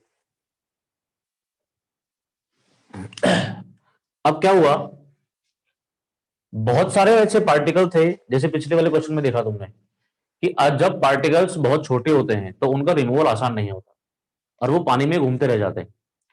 उसको रिमूव करने के लिए हम अलग से कुछ केमिकल्स ऐड करते हैं जिन केमिकल्स को कोगुलेंट कहा जाता है। उन केमिकल्स को कोगुलेंट कहा जाता है। अब ये कोगुलेंट करते क्या है? इसमें तीन प्रोसेस होती है। ये जो सेडिमेंटेशन विद अभी लिखना नहीं है कुछ भी। ये जो सेडिमेंटेशन विद कोगुलेशन है इसमें तीन प्रोसेस होती है। रिवर्स ऑस्मोसिस में अलग चीज होती है वो भी करेंगे बाद में देखेंगे रिवर्स ऑस्मोसिस क्यों करते हैं। अगर हम डायरेक्टली रिवर्स ऑस्मोसिस कर देंगे तो वो जो फिल्टर मेम्ब्रेन होती है वो ब्लॉक हो जाती है। ठीक है ना? तो डायरेक्टली रिवर्स ऑस्मोसिस भी नहीं कर सकते आप। तो इसमें क्या होगा, तीन प्रोसेसेस होती हैं। एक होता है कोगुलेशन, सबसे पहले होता है कोगुलेशन, फिर होता है फ्लोकुलेशन, फिर होता है फ्लोकुलेशन, और फिर होता है सेडिमेंटेशन, फिर होता है सेडिमेंटेशन। ये तीन प्रोसेस होती हैं। ये जो कोगुलेशन है, इस कोगुलेशन का मतलब होता है फास्ट मिक्सिंग। कोगुलेशन का मतलब होता है फास्ट मिक्सिंग, फ्लोकुलेशन का मतलब होता है स्लो मिक्सिंग, और बाकी सेडिमेंटेशन तो सेडिमेंटेशन होता ही है। ठीक है, सेडिमेंटेशन में क्या होता है, सेटलिंग होती है। सेडिमेंटेशन में सेटलिंग होती है। ठीक है, अब करते क्या है, जैसे ये मान लेते हैं आपके पास टैंक है, ये हमारे पास टैंक है, इस टैंक में पानी है, इस टैंक में पानी है, और कुछ जो पार्टिकल्स रिमूव होने से बच गए थे वो हैं, कुछ पार्टिकल्स जो अभी रिमूव नहीं हुए थे वो भी हैं इसमें। जैसे कोई पार्टिकल यहां है, कोई पार्टिकल यहां है, कोई पार्टिकल यहां है, इस तरह से जो छोटे छोटे पार्टिकल बच गए थे अभी, वो पार्टिकल्स भी हैं।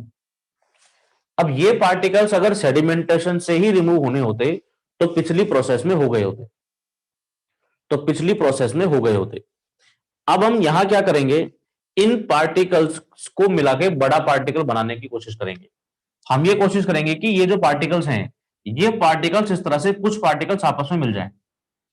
हम ये कोशिश करेंगे कि कुछ पार्टिकल्स आपस में मिल जाएं। तो आफ्टर कोगुलेशन एंड फ्लोकुलेशन ऐसी स्थिति बन जाती है। After coagulation and flocculation, after coagulation and flocculation, इनके फ्लॉक्स बन जाते हैं, इनके फ्लॉक्स बन जाते हैं।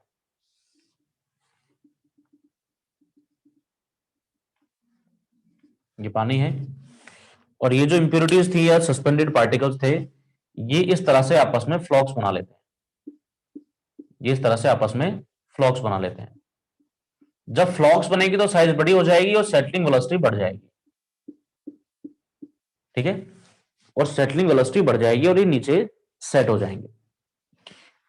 इन बिटवीन जो प्रोसेस है, इसी में कोगुलेशन और सेडिमेंटेशन फ्लोकुलेशन होता है। अब हम कोगुलेशन करते क्यों है, फास्ट मिक्सिंग क्यों करते हैं, क्योंकि ये जो पार्टिकल्स हैं, ये पार्टिकल्स बहुत छोटे हैं, ये पार्टिकल्स बहुत छोटे हैं। जैसे मान लीजिए क्ले के पार्टिकल हैं, तो जब हम सॉइल मैकेनिक्स पढ़ रहे थे तब भी मैंने आपको कहा था कि जो पार्टिकल बहुत छोटे होते हैं, इनकी जो सरफेस है, इनकी सरफेस इलेक्ट्रिकली चार्ज होती है, इनकी सरफेस इलेक्ट्रिकली चार्ज होती है, लगभग इनकी सरफेस के ऊपर नेगेटिव चार्ज होता है। क्ले के पार्टिकल से बताया था हमने कि जो क्ले के पार्टिकल्स हैं, उन क्ले के पार्टिकल्स की सरफेस के ऊपर नेगेटिव चार्ज होता है। अब जब सभी पार्टिकल्स पे लगभग सेम तरीके का चार्ज है, तो ये चार्ज क्या करेगा, पार्टिकल्स को पास पास आने से रोकेगा। उस चार्ज को हम नाम दे देंगे negative protective charge. Negative protective charge इसलिए क्योंकि वो पास पास नहीं आने देता है। अब उस नेगेटिव प्रोटेक्टिव चार्ज को हटाने के लिए, उस नेगेटिव प्रोटेक्टिव चार्ज को यहां से हटाने के लिए कुछ एक मिनिमम एनर्जी की रिक्वायरमेंट होती है। उसको हटाने के लिए कुछ एक मिनिमम एनर्जी की रिक्वायरमेंट होती है। उस एनर्जी को बोलते हैं थ्रेशोल्ड एनर्जी, उस एनर्जी को बोलते हैं थ्रेशोल्ड एनर्जी। इस थ्रेशोल्ड एनर्जी को ऑब्टेन करने के लिए ही हम फास्ट मिक्सिंग करते हैं, फास्ट मिक्सिंग करते हैं। अब ऐसा नहीं है कि अगर तुमने इस एनर्जी को हटा दिया या इनके प्रोटेक्टिव चार्ज को हटा दिया तो अपने आप ही फ्लॉक बन जाएंगे। फिर इनके फ्लॉक बनाने के लिए हम कुछ सर्टेन केमिकल्स भी ऐड करते हैं। तो एलम वगैरह कुछ डाल के, या फिर क्लोरीनेटेड कॉपर एस कुछ भी डाल के, जो भी हम ऊपर से केमिकल्स डालने वाले हैं, वो डाल के बहुत तेजी से मिक्सिंग की जाती है। मिक्सिंग क्यों की जाती है, उसका रीजन ये, फास्ट मिक्सिंग की जाती है, इसका रीजन ये है।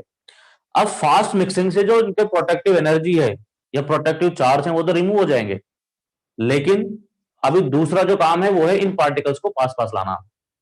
इन पार्टिकल्स को पास पास लाने के लिए फिर उसको प्यार से मिक्स किया जाता है, बिल्कुल धीरे धीरे। उस प्रोसेस को कहते हैं फ्लोकुलेशन। उस प्रोसेस के बाद क्योंकि हमने कुछ सर्टेन केमिकल्स डाले, वो केमिकल इनको फ्लॉक्स बनाने का काम करते हैं और इस तरह से वो फ्लॉक्स बना देते हैं। फिर ये फ्लॉक्स सेटल हो जाते हैं, फिर इनको बाहर निकाल लिया जाता है। समझ में आ गया?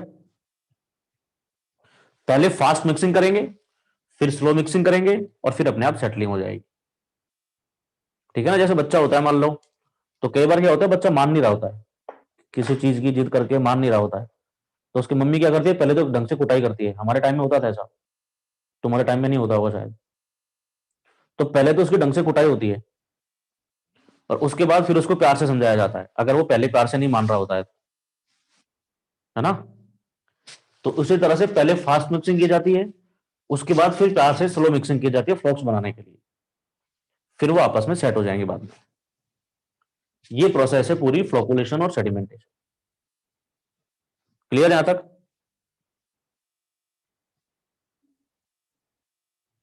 एनीवन?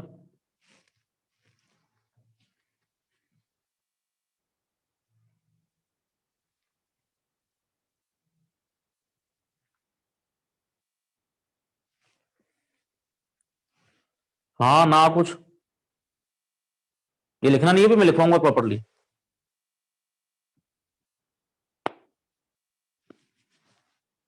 ये डायग्राम अगर बनाना चाहो तो सिर्फ डायग्राम बना लो, ये वाला।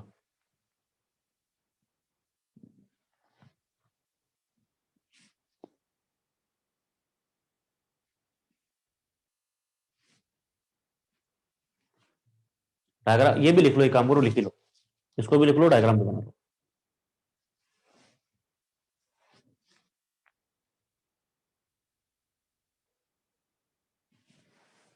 बना ही लो। नेगेटिव चार्ज कैसे आया ये हम बात करेंगे सॉलिड मैकेनिक्स के तीसरा चौथा चैप्टर जब पढ़ेंगे, क्लेमेंडोलॉजी, उसमें। इसको वहां के लिए छोड़ दो, इसके ऊपर लिख लेना स्टेप इन्वॉल्व आर दिस। ये नेगेटिव चार्ज कैसे आया ये हम सॉलिड मैकेनिक्स के चैप्टर नंबर 3 में पढ़ेंगे, क्लेमेंडोलॉजी 3 4 कोई भी नाम दे दो उसको।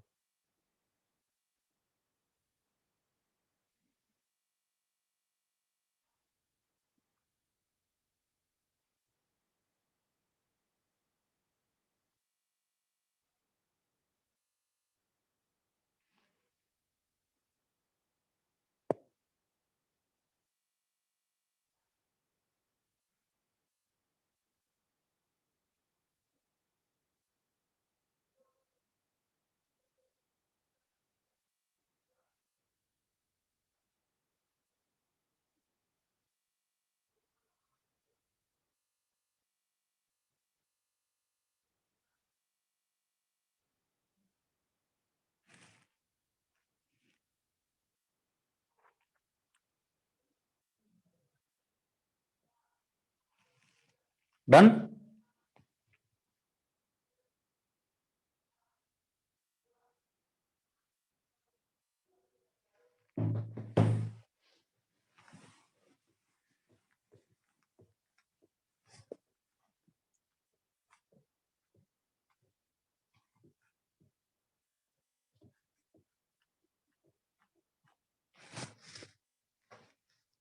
तो इसमें लिख सकते हैं the efficiency of sedimentation tank, the efficiency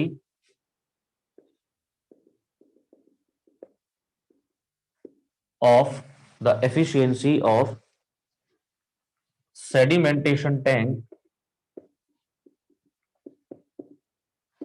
efficiency of sedimentation tank is very less, is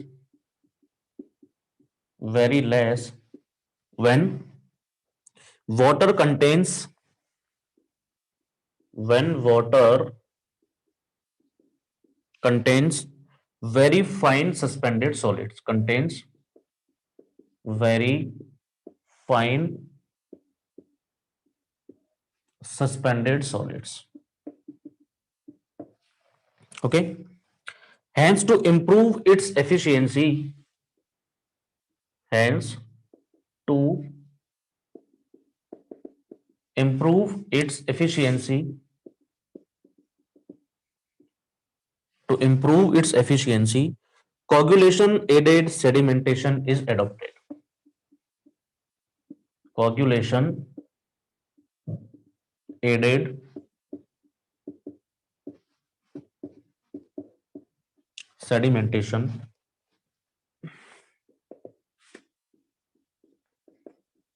is adopted. ठीक है, तीन प्रोसेसेस का नाम तुमने लिख ही लिया। सबसे पहले करते हैं coagulation.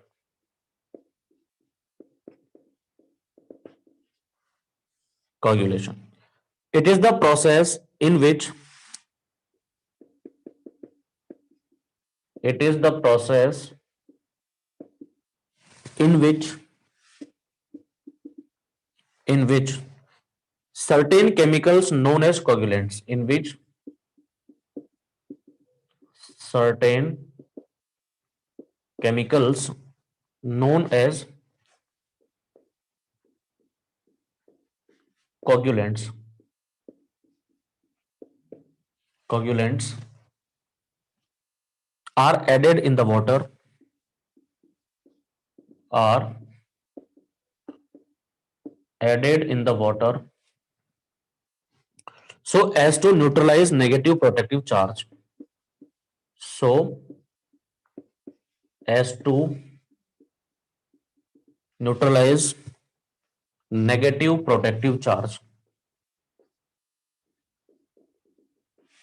negative protective charge over the particles, over the particles in order to increase their contact opportunity, in order to increase in order to increase their contact opportunity.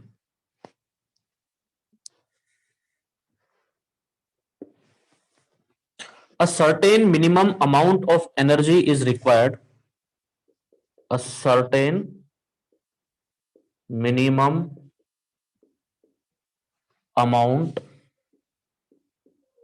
certain minimum amount of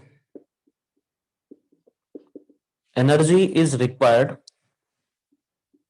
Energy is required for these neutralization, for these neutralization of charge, for these neutralization of charge, bracket में लिख देना, is known as threshold energy,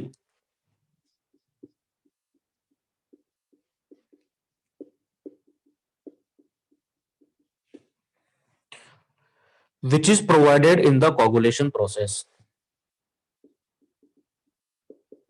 which is provided which is provided in the coagulation process by fast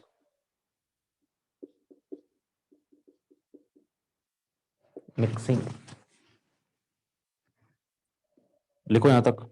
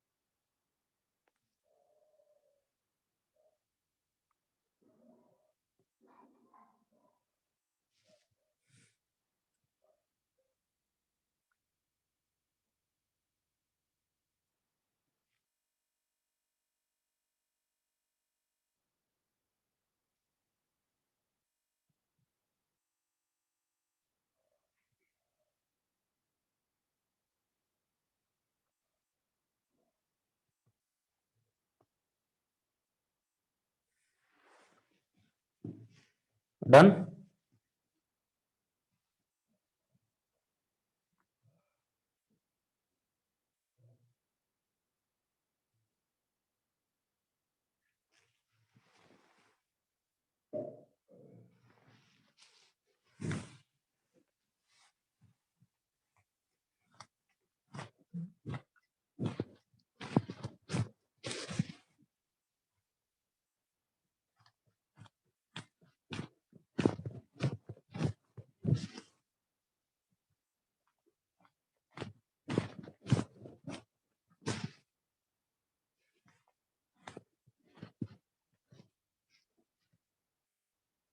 okay, different types of coagulants added. कुछ example लिख रहा हूं मैं, इनका नाम सुना होगा तुमने। Different types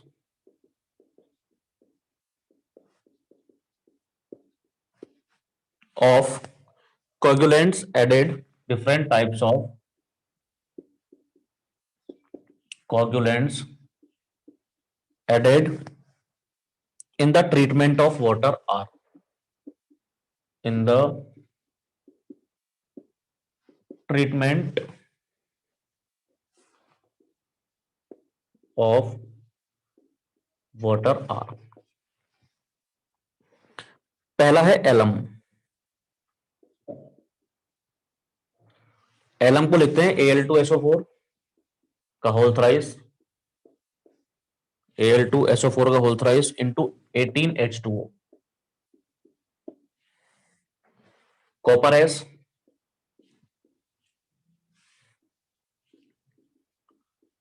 Fa2SO4 7H2O।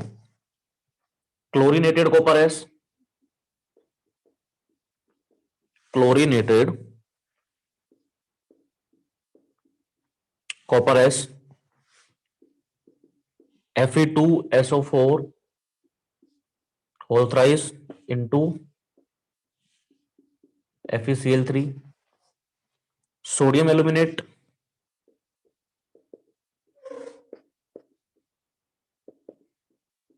Sodium aluminate Na2Al2O4। इन सभी का नाम तुमने कहीं ना कहीं सुना होगा।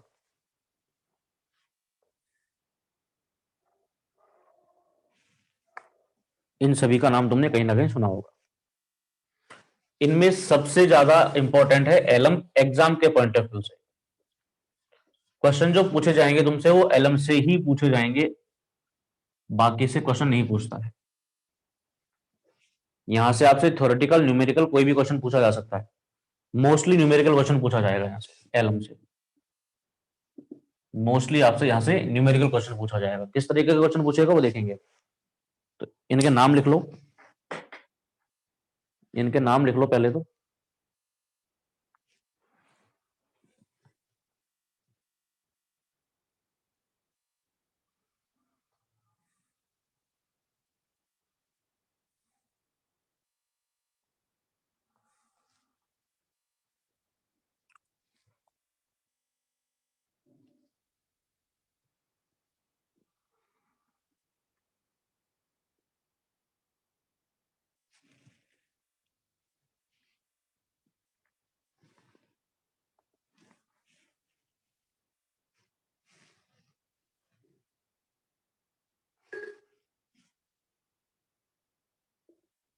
क्या डाउट है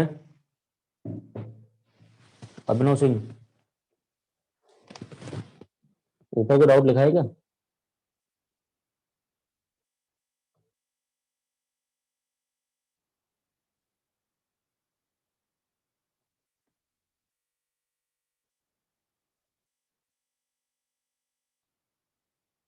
ऊपर मुझे दिख नहीं रहा, पिन कर दो या तो, या फिर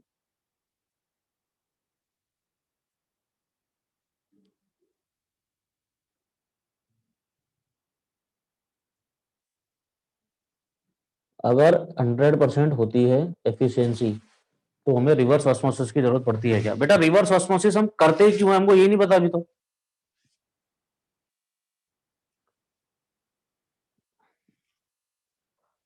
भाई अभी तो हमको यही नहीं पता हम रिवर्स ऑस्मोसिस करते क्यों हैं। तो रिवर्स ऑस्मोसिस आएगा तब तक वेट करो थोड़ा सा, तब अपने आप चीजें समझ में आ जाएंगी। अभी तो मेरे को, मैं जानता ही नहीं रिवर्स ऑस्मोसिस क्या होता है, मैं जानता ही नहीं रिवर्स ऑस्मोसिस क्या होता है अभी। और भी बहुत सारी चीजें हटाते हैं और रिवर्स ऑस्मोसिस से, टीडीएस के अलावा भी, है ना। रिवर्स ऑस्मोसिस से और भी बहुत सारी चीजें हटाते हैं। तो जब आएगा तब तक के लिए थोड़ा सा तसल्ली का कैप्सूल लो, बाद में बात करेंगे उसके बारे में, ठीक है। और कुछ किसी को कहना सुनना है? अभी तक जो पढ़ा है उसमें से ही सिर्फ, आगे भी जो चीजें आएंगी वो तो आएंगी। अभी तक जो हो गया उसमें कोई दिक्कत है तो बताओ। अभी तो हो सकता है हमारा 100% रिमूवल यहीं पे नहीं हो, कोगुलेशन ऐड कर दिया तब भी कोई ना कोई पार्टिकल रह जाए अभी भी, ये भी पॉसिबल है अभी तो, उसका इलाज बाद में करेंगे आगे अभी। तो रिवर्स ऑस्मोसिस तक पहुंचते पहुंचते तो कई दिन लग जाएंगे अभी। और किसी को कुछ कहना सुनना है?